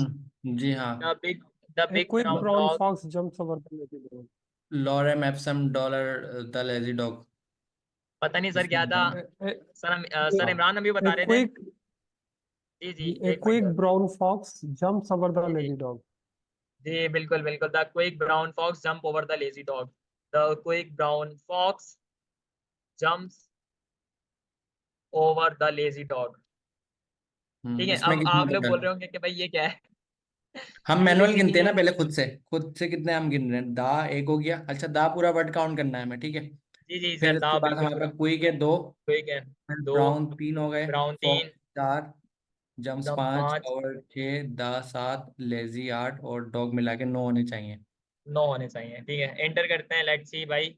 ये मेरे पास 9 9 आ गए। वर्ड्स आ गए। इट मींस कि मेरा प्रोजेक्ट जो है वो सक्सेसफुली वर्क कर रहा है। सिंपल एज अच्छा, दैट। एक काम करें, यहाँ आप ये ट्रिम जो है ना, ट्रिम थोड़ी देर के लिए हटा दें, आपने जो ट्रिम लिखा हुआ है ना, ताकि हमें पता चले जी कि जी, ट्रिम हटाने से क्या होता है। हाँ, चलें इसको हटा। हटा देते हैं, बिल्कुल। अब चला के दिखाएं। सेम सेम वही लिखें, बल्कि आई एम अशारिफ लिख दें या कुछ भी लिख दें। जी, हमने ट्रिम हटा दिया ना, किसी को कंफ्यूजन थी ट्रिम के हवाले से, ट्रिम कर क्या रहा है। अभी दिखाते हैं भाई ट्रिम क्या कर रहा है। सिंपल आई लिख एम, दें आई एम अशारिफ जी। एंटर करें, तो आंसर तो सही अच्छा आया है, फर्क तो नहीं पड़ा। सर, फर्क इस वजह से नहीं पड़ा क्योंकि यहाँ पर जो है वो वाइट स्पेसेस ऑलरेडी मैंने रिमूव कर दिया। अब मैं आपको इसका एक और कर दिखाता हूँ, एक मिनट। एक काम करना, वाइट लेट, स्पेस लगा के दिखाएं एक बार। आप दोबारा क्या लिखा कह आई रहे एम हैं सर? अशारिफ, दोबारा लिखा आई एम अशारिफ और वाइट स्पेस लगा दें। हाँ, एंटर जी करें। बिल्कुल, एक मिनट। आए शारिफ, अच्छा, आपने शुरू में और आखिर में लगा दिए वाइड स्पेसेस। शुरू में आई थिंक नहीं लगाया आपने, सिर्फ आखिर में लगाया। एक मिनट एक मिनट, ये लें सर, मैं शुरू में भी लगा दिया और ये लास्ट में भी लगा दिया। अब मैं इसको एंटर करूंगा तो ये देख रहे हैं आप, 23 23 कहाँ से आ वर्ड जो गया है इसमें? वो तो थ्री काउंट हो थे। रहे हैं। एक मिनट मैं आपको थ्री से दिखाता हूँ। 23 ये कैसे देखिए। बन गया ये? जी सर, ये दोबारा चला 23 के इस वजह से। दिखाएं, थोड़ा कंफ्यूजन है, क्लियर करें स्क्रीन, दोबारा चला के ये दिखाएं। देखें सर, ये आप देख रहे हैं एरे के अंदर जो है वो हमारे पास खाली एलिमेंट्स आ रहे हैं यहाँ पर। ठीक है, यानी ये वर्ड जो ये जो सेंटेंस है ये भी काउंट हुए हैं। और हमें इस प्रोजेक्ट के अंदर क्या करना था, हमें इस प्रोजेक्ट के अंदर वाइट स्पेसेस को रिमूव करना था। सो इस फंक्शनैलिटी को अचीव करने के लिए हम लोग ट्रिम मेथड का इस्तेमाल कर रहे हैं, ताकि हम उसको सिंपल एज दैट अपने प्रोजेक्ट के अंदर रन कर लें। सो देख रहे हैं यहाँ अच्छा, पर आपके केस 23 वर्ड्स हो में रहे ट्रिम तो समझ में आ गया, आपने ये बताया हैं। ट्रिम का, जो मुझे समझ में आया है कि जब आपने ट्रिम नहीं लिखा तो उसने क्या करा, उसने आपने जो इतने सारे स्पेसेस दिए ना वो सब काउंट कर लिए। और जब बिल्कुल। आप ट्रिम लिख रहे हैं तो वो उस स्पेसेस खत्म कर रहा है। अच्छा, एक सवाल था कि ट्रिम हर जगह के स्पेस खत्म करता है, ट्रिम सिर्फ शुरू के और आखिर के स्पेस खत्म कर रहा है, बीच के नहीं कर रहा? ऐसा ही, या जी बीच जी, के भी कर रहा है? नहीं सर, बीच बीच के नहीं कर रहा ये, ये शुरू और तो आप लास्ट एक के कर काम रहे हैं करें ना, क्योंकि। एक और वर्ड लिखें, अभी वो भी चेक कर अच्छा लेते हैं ना अभी। ट्रिम, अच्छा ट्रिम के साथ लिखें, ट्रिम के साथ कंपाइल करके लिखें। अच्छा, ट्रिम के साथ सर। जी जी।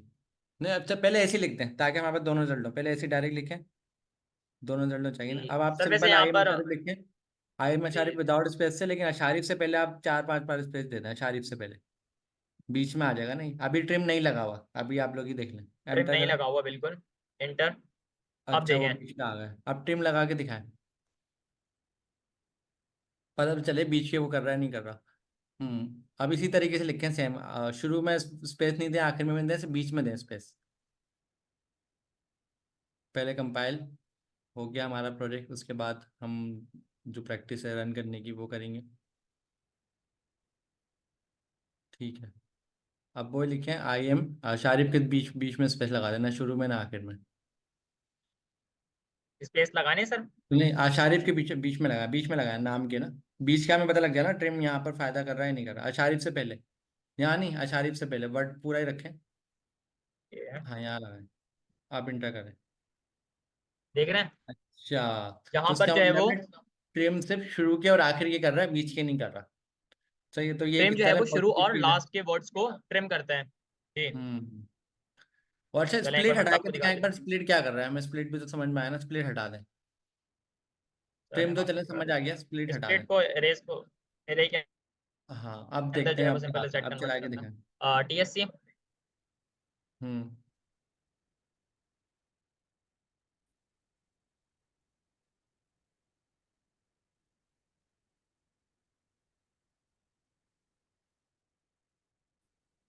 देख रहे हैं वर्ड काउंट आपके कितने हो गए भाई, 12 हो गए। यहाँ पर 12 वर्ड थोड़ी ना है, इसने यहाँ पर अब करेक्टर्स को भी काउंट कर लिया। देख रहे हैं आप, 1 2 3 4 5 6 7 8 9 10 11 और ये 12। ठीक है। अब तो ऐसा ये क्यों हुआ, समझ में आया, इस वजह अगर से हुआ आप है क्योंकि हमने अपने। अगर आप स्प्लिट लगा रहे थे तो उसने पहली बार एरे बनाई थी, इस बार इसने एरे नहीं बनाई, इसने सिंपल स्ट्रिंग पेस्ट करा है। दूसरी बात, यहाँ पर वर्ड काउंट बता रहा है, लेकिन ये वर्ड काउंट नहीं बता रहा है, बल्कि लेटर और स्पेस सबको काउंट करके बता रहा है। ये फर्क हमने देखा, तो स्प्लिट हमें काफी हेल्प कर रहा था, वो एरे एरे बना रहा था।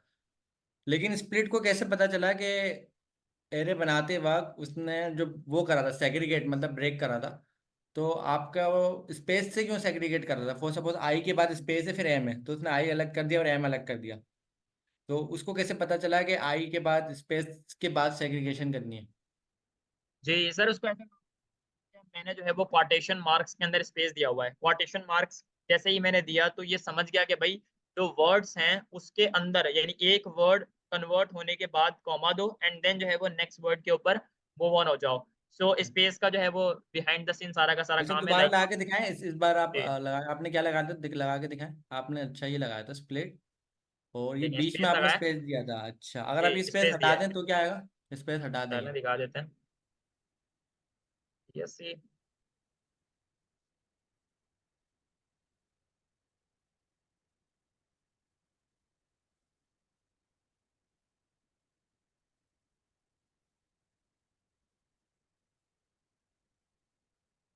देख रहे हैं भाई? अब आपके जितने भी वर्ड्स हैं ना वो सारे के सारे इंक्लूड हो रहे हैं, देख रहे हैं? अब इसने जो है वो क्या किया है, ये देख रहे हैं, जितने भी आपके वर्ड्स हैं ना वो in the form of element in the array आ गए। सो ये काम जो है वो हमें नहीं करना। हमें क्या करना है कि भाई हमें जितने भी वर्ड्स हैं ना उनको एक तरतीब के साथ, यानी मुकम्मल जो है वो एक वर्ड को सेव करना है एक एरे के अंदर, ताकि हम उसकी काउंटिंग अच्छे तरीके से कर लें। तो स्पेस का काम जो है वो यहाँ पर सेपरेशन यानी सेग्रीगेशन करना है वर्ड्स की, ठीक है? तो simple as that TSC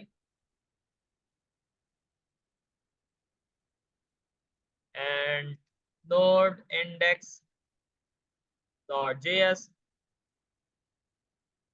the quick brown fox jump over the lazy dog, ठीक है? देख रहे हैं?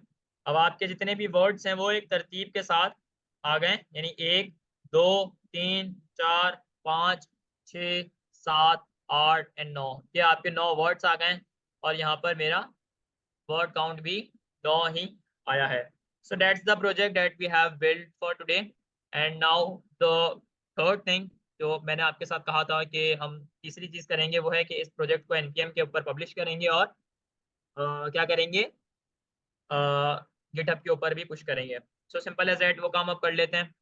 सो एक काम जो है वो सबसे पहले मुझे ये करना है कि मुझे सबसे अपने प्रोजेक्ट के ऊपर शी बैंक को डिक्लेयर करना है। ये शी बैंक क्या होता है? ये बेसिकली हमारे यानी हमारी स्क्रिप्ट को बताता है कि भाई ये स्क्रिप्ट जो है वो नोड जेएस की मदद से ही फॉलो अप होगी। तो इसकी जो कमांड है, अगर मैं गलत नहीं हूँ तो हैश है, फिर ये एक्सक्लेमेशन मार्क है, फिर स्लैश यूजर है, USR है, स्लैश बिन है, स्लैश ENV है एंड नोड, ठीक है? और इसका कमेंट भी मुझे मैं दे देता हूँ ताकि आप लोग बाद में पढ़ना चाहें तो पढ़ लें। This line is called shebang and it tells the operating system भी मैं कह सकता हूँ to run it with node.js, simple as that, okay? तो अब जो है वो हमें एक छोटी सी कॉन्फ़िगरेशन एक और भी करनी है, उसको भी हम वो हमें ये करना है कि हमने जो है वो टाइप तो यहाँ पर मॉड्यूल पैकेज जेसन के अंदर डिफाइन कर दी थी, बट यहाँ पर हमें जो है वो एक और चीज़ को लगाना है। वो ये है कि हमने पब्लिश कॉन्फ़िग जो है वो इसकी जो एक्सेसिबिलिटी है उसको पब्लिक करना है, ताकि हम अपने इस प्रोजेक्ट को NPM के ऊपर पुश कर लें। और हमारी एक और कॉन्फ़िगरेशन है, हमने अपनी बिन की फाइल को इंडेक्स के ऊपर index.js के ऊपर कर देना, ताकि हम इस प्रोजेक्ट को एग्जीक्यूट कर दें with the help of node. तो इसको करने का तरीक़ेकार वही हमेशा की तरह, आप लोग सबसे पहले लॉगिन हो जाएं। अगर आपने NPM के ऊपर अपना अकाउंट नहीं बनाया तो बना लें, नहीं तो सिंपल एज दैट हम यहाँ पर इस कमांड का इस्तेमाल करने वाले हैं, पब्लिश npm पब्लिश एंड बल्कि एक और काम मैं कर लेता हूँ, वो ये कि मैं नाम अपने यूनिक नहीं प्रोजेक्ट करेंगे का आप, नाम प्रोजेक्ट का नाम? थोड़ा सा नाम जो है वो इसको सेट कर लेता हूँ, क्योंकि ये जो नेम है ये ऑलरेडी एग्जिस्ट करता होगा अगर मैं गलत नहीं हूँ तो मैं एक काम करता हूँ, अशारिब अली ये मेरा यूज़र नेम हो जाएगा, स्लैश वर्ड काउंटर प्रोजेक्ट, ठीक है? ये सही है नाम। अब करता हूँ मैं NPM के ऊपर इसको पब्लिश।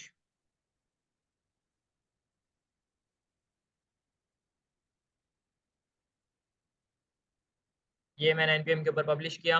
अब ये मुझे कह रहा है कि भाई आप ब्राउज़र के अंदर इसको खोलें, तो ब्राउज़र के अंदर इसको खोल लेते हैं। अच्छा, वन टाइम पासवर्ड ये मैंने 2FA ऑथेंटिकेशन लगाई हुई है, 2 factor authentication. Let me open my mobile and fill out the password here. NPM का है ये 722 बल्कि 071332 लॉगिन एंड ऑथेंटिकेशन सक्सेसफुल हो गई है। लेट्स सी कोई एरर ना आए। ओके ये मेरा npm का जो पैकेज है वो सक्सेसफुली पब्लिश हो गया है। किसके ऊपर?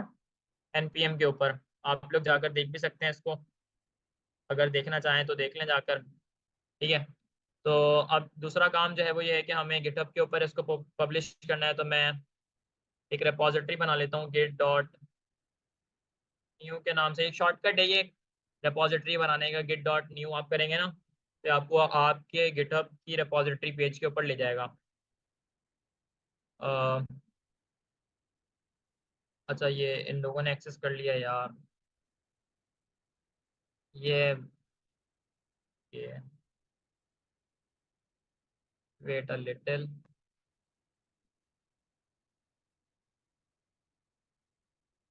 एक मिनट यार।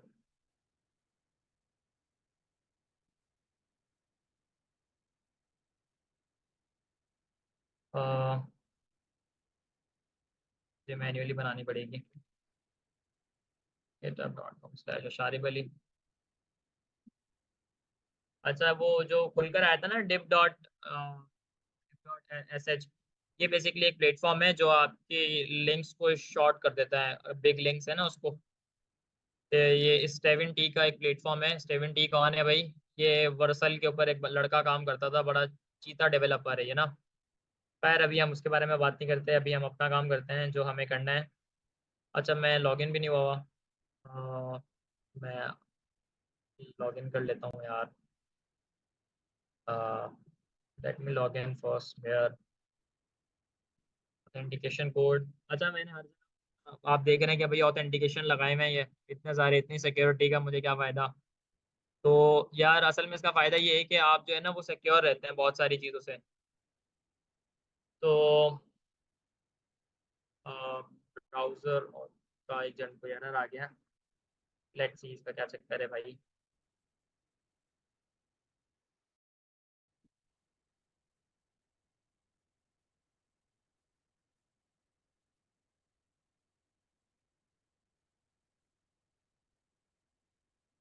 चलो मैं काम करता हूँ, मैं वापस खोल लेता हूँ, मसला नहीं है।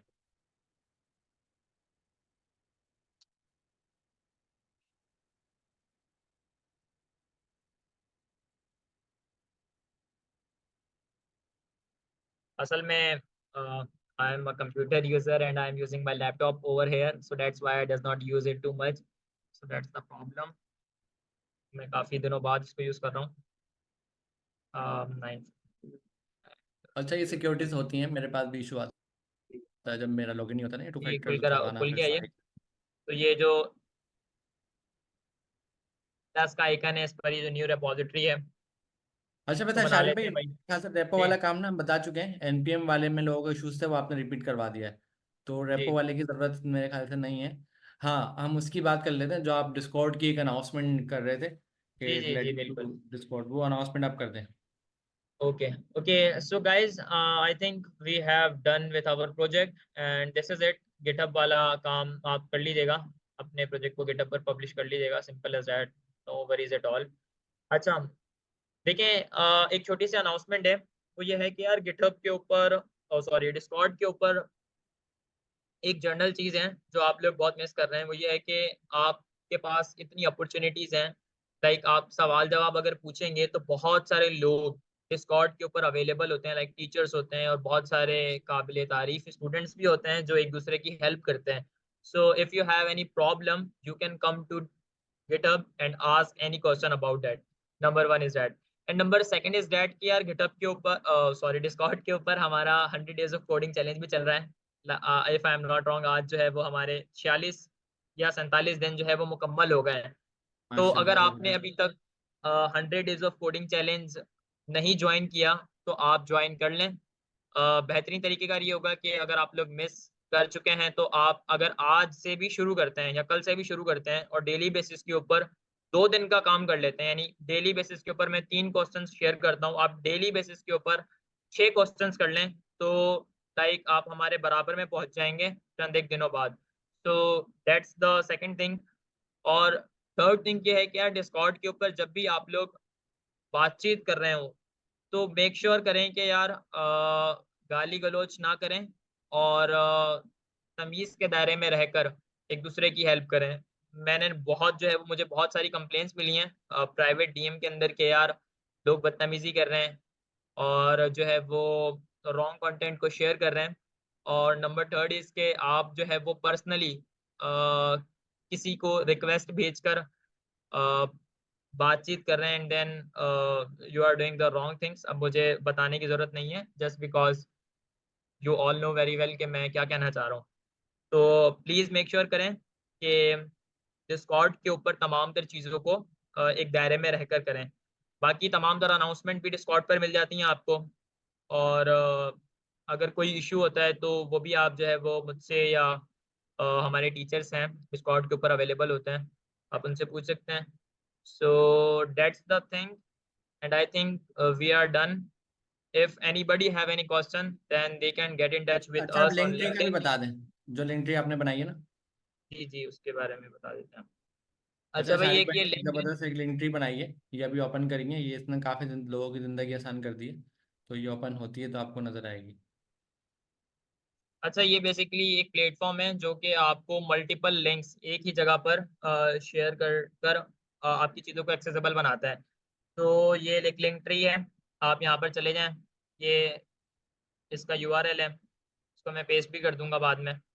तो यहाँ पर आपको ऑफिशियल वेबसाइट की, गिटहब की, लिंक्डइन की, डिस्कॉर्ड सर्वर की, व्हाट्सएप चैनल की, टाइपस्क्रिप्ट स्लाइड 1 की, स्लाइड 2 की, 45 क्वेश्चन असाइनमेंट्स की, फॉर्म की, फर्स्ट जो जनरेटिव एआई की प्रेजेंटेशन क्लास में हुई थी उसकी लिंक्स मिल जाती हैं। और मैं इसको अक्सर तौर पर अपडेट करता रहता हूँ, यानी कोई नई चीज़ हुई कोई खास इंपॉर्टेंट तो मैं यहाँ पर उसको पुट कर दूंगा। आप इसको भी अपने पास स्टोर कर कर रख सकते हैं। So that's the thing. And sir Amin, क्या कुछ रह गया?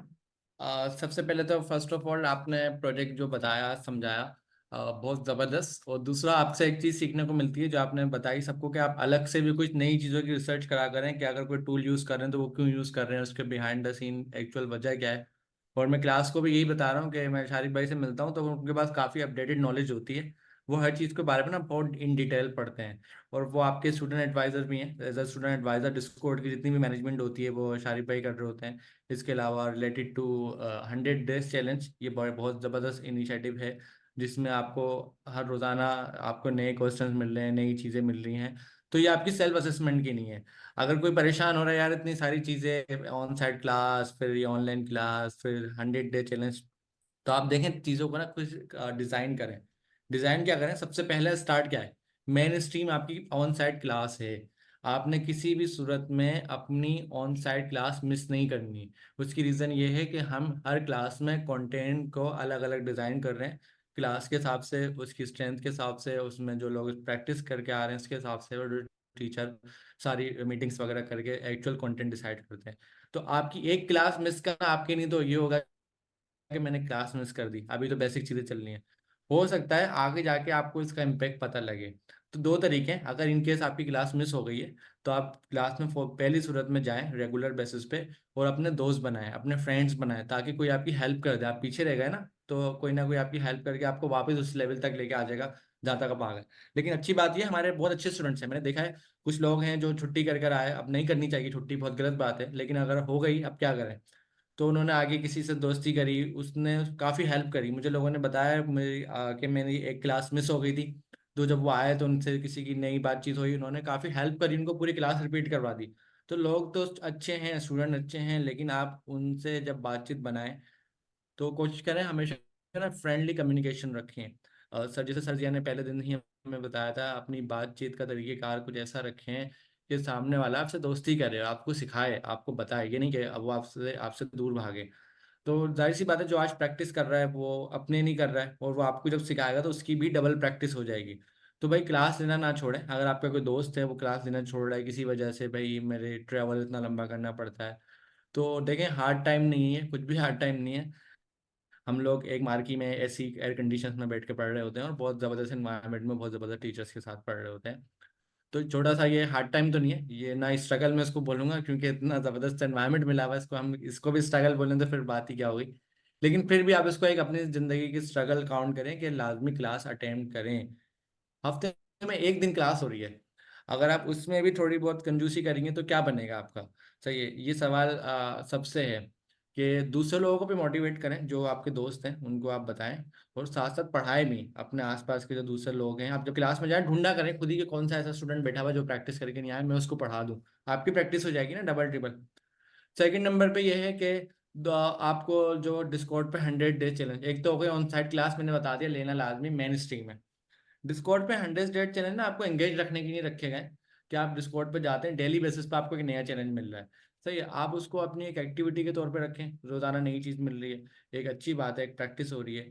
दूसरे नंबर पे जब आपको कोई नई चीज़ मिलती है तो आप गूगल पे आगे उसके बारे में सर्च भी करेंगे और ये भी करेंगे। लेकिन एक चीज़ माइंड में बिठा लें, माइंड में ये बिठा लें कि जब भी आप प्रोग्रामिंग करें, कुछ भी पढ़ें, तो फोकस ना 100% एक चीज़ पे होना चाहिए। अभी आप टाइप स्क्रिप्ट पढ़ रहे हैं ना, तो फोकस सिर्फ और सिर्फ टाइप स्क्रिप्ट है, कुछ और नहीं है। अब आपसे कोई कुछ भी बात करे, आपने TypeScript TypeScript TypeScript ही करना है, क्योंकि एक बार अगर आपकी प्रोग्रामिंग लैंग्वेज स्ट्रॉन्ग हो गई ना, तो बाकी चीज़ें भी आप अच्छे से पढ़ पाएंगे। अगर एक बार प्रोग्रामिंग की बेसिक खराब हो गई ना, फिर आगे आपको बहुत प्रॉब्लम होगी। तो टाइप स्क्रिप्ट को ना कहीं से भी मिस नहीं करें, बहुत बेसिक और बिगनिंग चीज़ों को लाजमी पढ़ें। एडवांस तो चलिए पढ़ते रहते हैं, उसका तो कभी खत्म नहीं होगा, लेकिन बेसिक चीज़ों को लाजमी पढ़ें और वो आप लाजमी करें। उसके बाद तीसरे नंबर पे ऑनलाइन क्लासेस।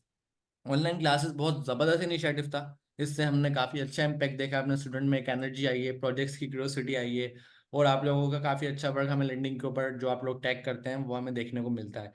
अब ऑनलाइन क्लासेस हमने रमज़ान में शुरू करी थी, ताकि हम आपको स्टडी में थोड़ा इंगेज रखें, कुछ आपके लिए नया फ्लेवर दें और नए आइडियाज़ आपको मिलें कि और क्या आप कर सकते हैं। तो अभी के केस में अशारी भाई अगर प्रोजेक्ट्स की लिस्ट दिखाएं, हमें कितने प्रोजेक्ट्स हमने बना लिए उस पर ही पेन आवर्स की रेपो पे। अभी अशारी भाई पेन आवर्स की रेपो ओपन कर रहे हैं, हम ऑलमोस्ट 5 प्रोजेक्ट्स बना चुके हैं इसमें। तो ये ओपन हो गई है, अभी देखें वर्ड काउंट तक हम बना चुके हैं। आपको अब अंदाजा भी हो गया ये प्रोजेक्ट बनते कैसे हैं, तरीकेकार क्या है, हमने 0 से लेके 5 तक बना दिए। अब वही बात कि हम आपकी एंड तक तो स्पून फीडिंग नहीं करेंगे, कहीं ना कहीं आकर हम आपको डायरेक्शन देंगे कि आप आगे से खुद करें। अब आगे जो प्रोजेक्ट है, प्रोजेक्ट नंबर 6 उसका नाम है student management system, project number 7 adventure game, project number 8 quiz, project number 9 countdown timer. सही है, प्रोजेक्ट नंबर 10 और ऊप का प्रोजेक्ट है ये object oriented programming, project number 11 object oriented programming for bank. तो ये वो प्रोजेक्ट्स हैं। अब ये आपका चैलेंज है, ये आपने खुद बनाने, इसकी मैं कोई डेडलाइन नहीं दे रहा, कोई परेशान ना हो कि मैं डेडलाइन दे रहा हूँ, कोई डेडलाइन नहीं दे रहा। मैं आपको एक रास्ता दिखा रहा हूँ कि अगर एक किसी के 5 प्रोजेक्ट कंप्लीट हो गए तो वो छठा प्रोजेक्ट खुद उठा ले, 7वां में खुद उठा ले, 8 खुद उठा ले, 9 खुद उठा ले, 10 खुद उठा ले, 11 खुद उठा ले, फॉर्म में अपडेट कर दूंगा। तो आज की जो हमारी क्लास होगी, क्योंकि रमज़ान गुजर गए, लास्ट जो रमज़ान की चांद रात की क्लास थी वो हमने कैंसिल करी थी, वो उसको हम आज रिपीट करवा रहे हैं। तो रमज़ान कोडिंग चैलेंज आपका हो गया है एंड।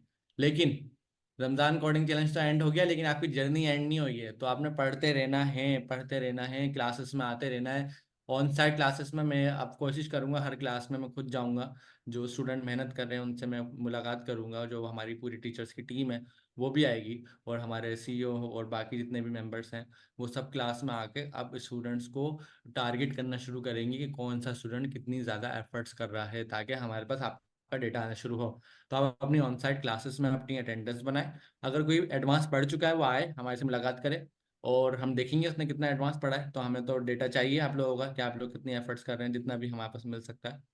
तो हम अब मिलेंगे आपको ऑन साइट क्लास में। ऑनलाइन सेशन आज हमारा लास्ट है, बिल्कुल लास्ट, सबसे आखिरी, सर सबसे एक छोटी सी फाइनल। अब अनाउंसमेंट हम है। ऑनलाइन, जी मैं अनाउंसमेंट आपकी ऐड करवाता हूँ उसके बाद। तो ऑनलाइन सेशन इसके बाद हम करवाएंगे बिल्कुल, जैसा जैसा होता रहेगा, टाइम टू टाइम डिसीजन आते हैं, अनाउंसमेंट होती है। तो आपके लिए जो मेन स्ट्रीम अनाउंसमेंट है ना, वो आपका व्हाट्सएप चैनल है, व्हाट्सएप चैनल पर आपको सारी अनाउंसमेंट मिल जाएंगी। दूसरे नंबर पर सरदारिन लगोरी का पेज है, उस पर भी आपको अनाउंसमेंट मिल जाती है। फिर आपकी जो डिस्कशन होती है वो डिस्कॉर्ड पे आप जाएं, लाजमी ज्वाइन करें डिस्कॉर्ड पे, और दूसरे लोगों की भी हेल्प करें। तो ये चीज़ें हैं। बहुत अच्छा रहा हमारा ये सफ़र ऑनलाइन का। जी सर शारिफ, आप कुछ शेयर करना चाह रहे हैं? जी हाँ जी सर, एक छोटी सी असाइनमेंट है जो मैंने अपनी क्लास के अंदर, लाइक मेरी क्लास मंडे को होती है 2 to 5, जी उसके अंदर मैंने ये अनाउंसमेंट की थी आज से 2 महीने पहले कि एक असाइनमेंट है 1 साल के लिए जो मैंने अपने स्टूडेंट्स को दी है, वो ये है कि आप सबने अपनी इंग्लिश को बेहतर करना है। देखें यार, अगर आप आपकी इंग्लिश अच्छी नहीं होगी ना तो आप क्लाइंट्स भी पिच नहीं कर सकते हैं। आप कोई सा भी प्रोजेक्ट बना रहे हैं, आप चैट जीपीटी से बात कर रहे हैं, आप गूगल के ऊपर कुछ सर्च ओवर कर रहे हैं, आप यूट्यूब के ऊपर से कोई वीडियो देख रहे हैं, वो तमाम तर काम जो है वो आपने इंग्लिश के अंदर करना है। तो अगर आप लोगों की इंग्लिश बेहतर नहीं है, then you have to keep focus on learning English. But if you does not have look at English, then there is no way to get success in the world of programming. So I personally recommend that you should to go over and search the content in English. You should to learn new articles. You should to write daily on LinkedIn.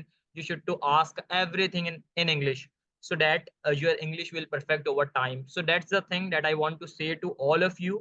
You should to focus on your English. English बेहतर नहीं होगी तो फिर यकीनन आप कुछ भी नहीं कर पाएंगे। तो इसको बेहतर करने का तरीकेकार यही है कि भाई आप कोई भी काम कर रहे हैं वो आप उसमें कर लें, भाई इंग्लिश में देख लें। उर्दू में भी तो देखते ही है ना। अब इंटरनेट की दुनिया में तमाम तर चीज़ें इंग्लिश के अंदर ही होती हैं। सो मेक श्योर करें कि यार अपनी इंग्लिश को बेहतर कर लें ताकि ये आपके लिए फ़ायदेमंद हो। और बस यही है। या बिल्कुल शारिफ भाई की बात को मैं एंडोर्स कर रहा हूँ यहाँ पर। देखें, कम्युनिकेशन सब कुछ है। अगर आप सामने वाले तक अपनी बात पहुंचा पाएंगे जभी तो कोई आपको जानेगा। तो कम्युनिकेशन में, अच्छा शारिफ भाई ने जो वर्ड यूज करा इंग्लिश का, मैं इसको और ब्रीफ कर रहा हूँ, थोड़ा सा और ड्रिल डाउन आ रहा हूँ। ठीक है, कम्युनिकेशन के ना कुछ स्टेप्स हैं। स्टेप्स क्या है कि बात करने के ना तरीके अलग अलग हैं हर जगह। जब आप घर में होते हैं तो आपका बात करने का तरीका अलग होता है। जब आप कहीं क्लास में होते हैं तो टीचर से इंटरेक्ट करने का तरीका अलग होता है। जब आप किसी कंपनी में जाएंगे, अगर जॉब करेंगे, तो आपके ऑफिस में आपके बॉस हैं, आपके कोलिग्स हैं, उनसे आपका बात करने का तरीका अलग होगा। जब आप अपने क्लाइंट से बात करेंगे, उनसे तरीका अलग होगा। तो कम्युनिकेशन के ना बहुत सारे जरिए होते हैं। तो आप इंग्लिश के साथ साथ कम्युनिकेशन सीखें, इफेक्टिव कम्युनिकेशन सीखें, दूसरी तरीके की कम्युनिकेशन सीखें। वर्बल कम्युनिकेशन तो आप लोगों को बहुत अच्छी आती होंगी। इसके अलावा आप राइटिंग में भी इस तरह का करें कि आप फॉर्मल राइटिंग करें, कि आप अपनी बात को कितने अंदाज में सामने वाले को पेश कर सकते हैं। अब जाहिर है दुनिया भर में जो इंटरनेशनल लेवल पर जो मीडियम यूज होता है वो इंग्लिश लैंग्वेज यूज होती है। लेकिन सिर्फ इंग्लिश काफ़ी नहीं है। ऐसा नहीं हो कि आप बोलना शुरू हो जाए लेकिन सामने वाले आपकी बात को समझ नहीं रहा। तो बात को समझाना, अपना मैसेज पहुंचाना, सॉफ्ट स्किल्स हम इसको बोलते हैं, जिसमें आपको ईमेल राइटिंग आना चाहिए, जिसमें आपको इंग्लिश में एक मैसेज लिखना आना चाहिए। और मैसेज किसको लिख रहे हैं डिपेंड करता है। अपने बॉस को लिख रहे हैं तो किस तरीके से लिखेंगे, अपने कलीग्स को लिख रहे हैं तो किस तरीके से लिखेंगे, एक क्लाइंट को लिख रहे हैं तो उसका तरीकेकार क्या होगा। तो ये सारी सॉफ्ट स्किल्स आप लोग जरूर डेवलप करें। इसका आसान तरीका, डिस्कॉर्ड पर अब हैं, क्वेश्चंस पुट करते हैं, इंग्लिश में क्वेश्चन पुट करा करें सब लोग। सही है, नहीं आ रहा, नहीं समझ में आ रहा, एक मैं टूल बता रहा हूँ सर, एक टूल दिखाएं, क्विल बोर्ड का। जी क्विल बोर्ड ओपन करें। जी जी जी ये देखें, इतना जबरदस्त टूल है क्विल बोर्ड का। अगर आपकी फॉर सपोज ग्रामर अच्छी नहीं है, अब आपको तो ये लगेगा ना यार मेरी ग्रामर अच्छी नहीं है, मैं कहीं लिखूंगा मेरा तो मजाक उड़ जाएगा। तो ऐसा नहीं होगा, नहीं उड़ेगा आपका मजाक, आपके पास टूल है। अब सर शारिफ इसमें फ्लुएंसी पे आए। जी और ये दो ऑप्शन ना फ्री है यहाँ पर ना, फ्लुएंसी जी वाला और ये, फ्लुएंसी पे आ जाए। अच्छा, आप इसमें ना कोई भी सेंटेंस लिखें और सेंटेंस लिखते हुए कुछ ग्रामर मिस्टेक कर दें जो करी जाती है नॉर्मली।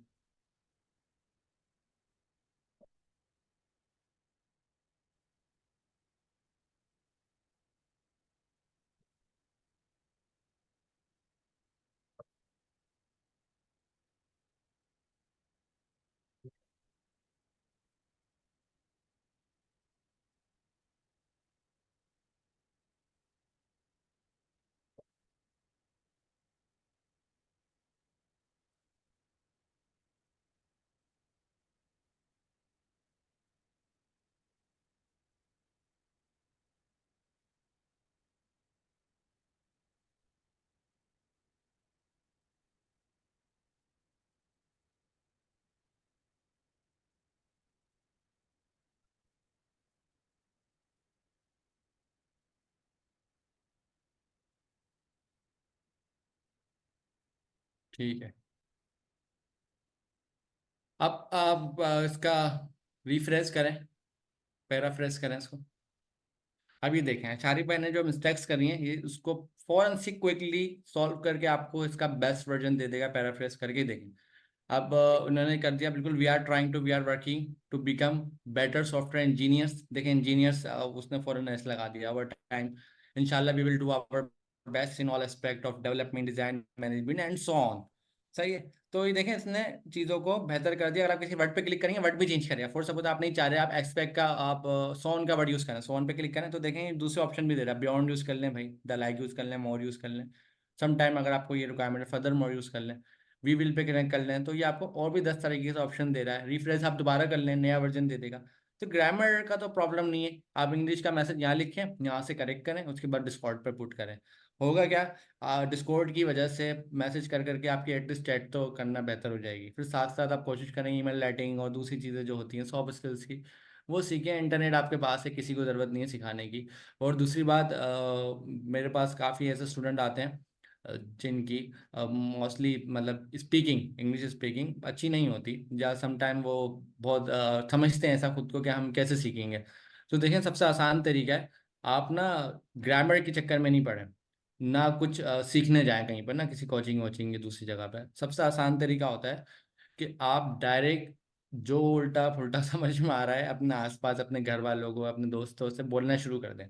होगा क्या, जब आप बोलेंगे ना कॉन्फिडेंस आएगा, तो आपका माइंड ना खुद से, क्योंकि इंग्लिश आप बचपन से पढ़ रहे हैं, आपके स्कूल के अच्छे खासे सिलेबस, अच्छी खासी बुक्स इंग्लिश में होंगी, ऐसा नहीं है नहीं होंगी।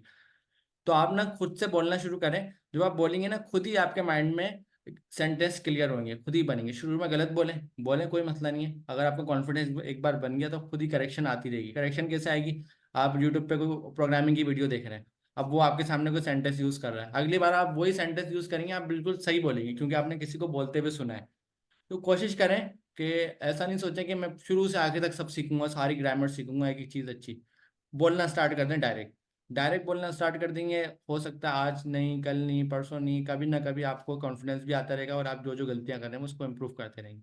और आपके सामने भी कोई अगर आता है गलत इंग्लिश बोलता है, आप उसको कभी भी नहीं टोकें, बोलने दें। आप उसकी बात को समझें, अंडरस्टैंड करें, क्योंकि एक मीडियम है। और दूसरी बात, कम्युनिकेशन स्किल ज़रूर सीखें, लाजमी लर्न करेंगे कम्युनिकेशन स्किल कितनी ज़रूरी है, और ये सब चीज़ें लाइफ के लिए बहुत ज़रूरी हैं। वापस से आते हैं हमारे कोडिंग सेशन पे, कि बहुत ज़बरदस्त आज का सेशन हुआ। आप लोग अपने असाइनमेंट्स सबमिट कराते रहें, अपने प्रोजेक्ट्स सबमिट करवाते रहें, जो जो चीज़ें आपको दी जा रही हो सबमिट कराते रहें। उम्मीद करता हूँ आप लोग एक ना एक दिन ये सारे 11 प्रोजेक्ट बनाकर हमें सबमिट करवा देंगे। सबसे ज़रूरी वापस से, ऑन साइट क्लास को बहुत सीरियस लें। अभी हमारे एग्जाम अनाउंस होने वाले हैं। सर दानियल नागोरी की आपने वीडियो देख ली होगी एग्जाम के हवाले से, वो कितना सख्त हैं और कितना वो चीज़ों को खुद से आकर चीज़ों को मॉनिटर कर रहे होते हैं, देख रहे होते हैं। तो आप लोगों की हम लोग बिल्कुल फिक्र कर रहे हैं। तो सख्ती का मतलब ये नहीं है हम फिक्र नहीं कर रहे, सख्ती का मतलब ये है कि हम आपकी केयर करते हैं। जब भी हम आप पे सख्ती कर रहे हैं, हम चाहते हैं आप पढ़ें। तो सख्ती इसी नहीं करी जाती है जो आपकी केयर करता है, जो आपको आपकी नहीं कुछ बेहतर चाहता है, वही आप पे सख्ती करता है, जाहिर सी बात है। तो भाई ऑन साइट क्लास में हम आपको मिलेंगे, और कोई भी कोशिश करें कि क्लास मिस नहीं होने दें। हम अपने हिसाब से चल रहे हैं, शुरू में हम बेसिक्स पढ़ा रहे हैं, अचानक हम एडवांस आएंगे, फिर हम और एडवांस आएंगे, फिर हम और एडवांस आएंगे। तो आहिस्ता आहिस्ता आप लोगों के देखते देखते जो छुट्टी करेगा वो परेशान हो जाएगा। तो थैंक यू सो मच, और अल्लाह हाफिज़। ये ऑनलाइन सेशन हमारा बहुत अच्छा रहा, बहुत ज़बरदस्त रहा, बहुत अच्छा हमारा रमज़ानों का टाइम गुजरा, और बहुत हमने कुछ सीखा है इसमें, बहुत सारी चीज़ें लर्न करी। तो इंशाल्लाह क्लास में मिलते हैं। अल्लाह हाफिज़, टेक केयर।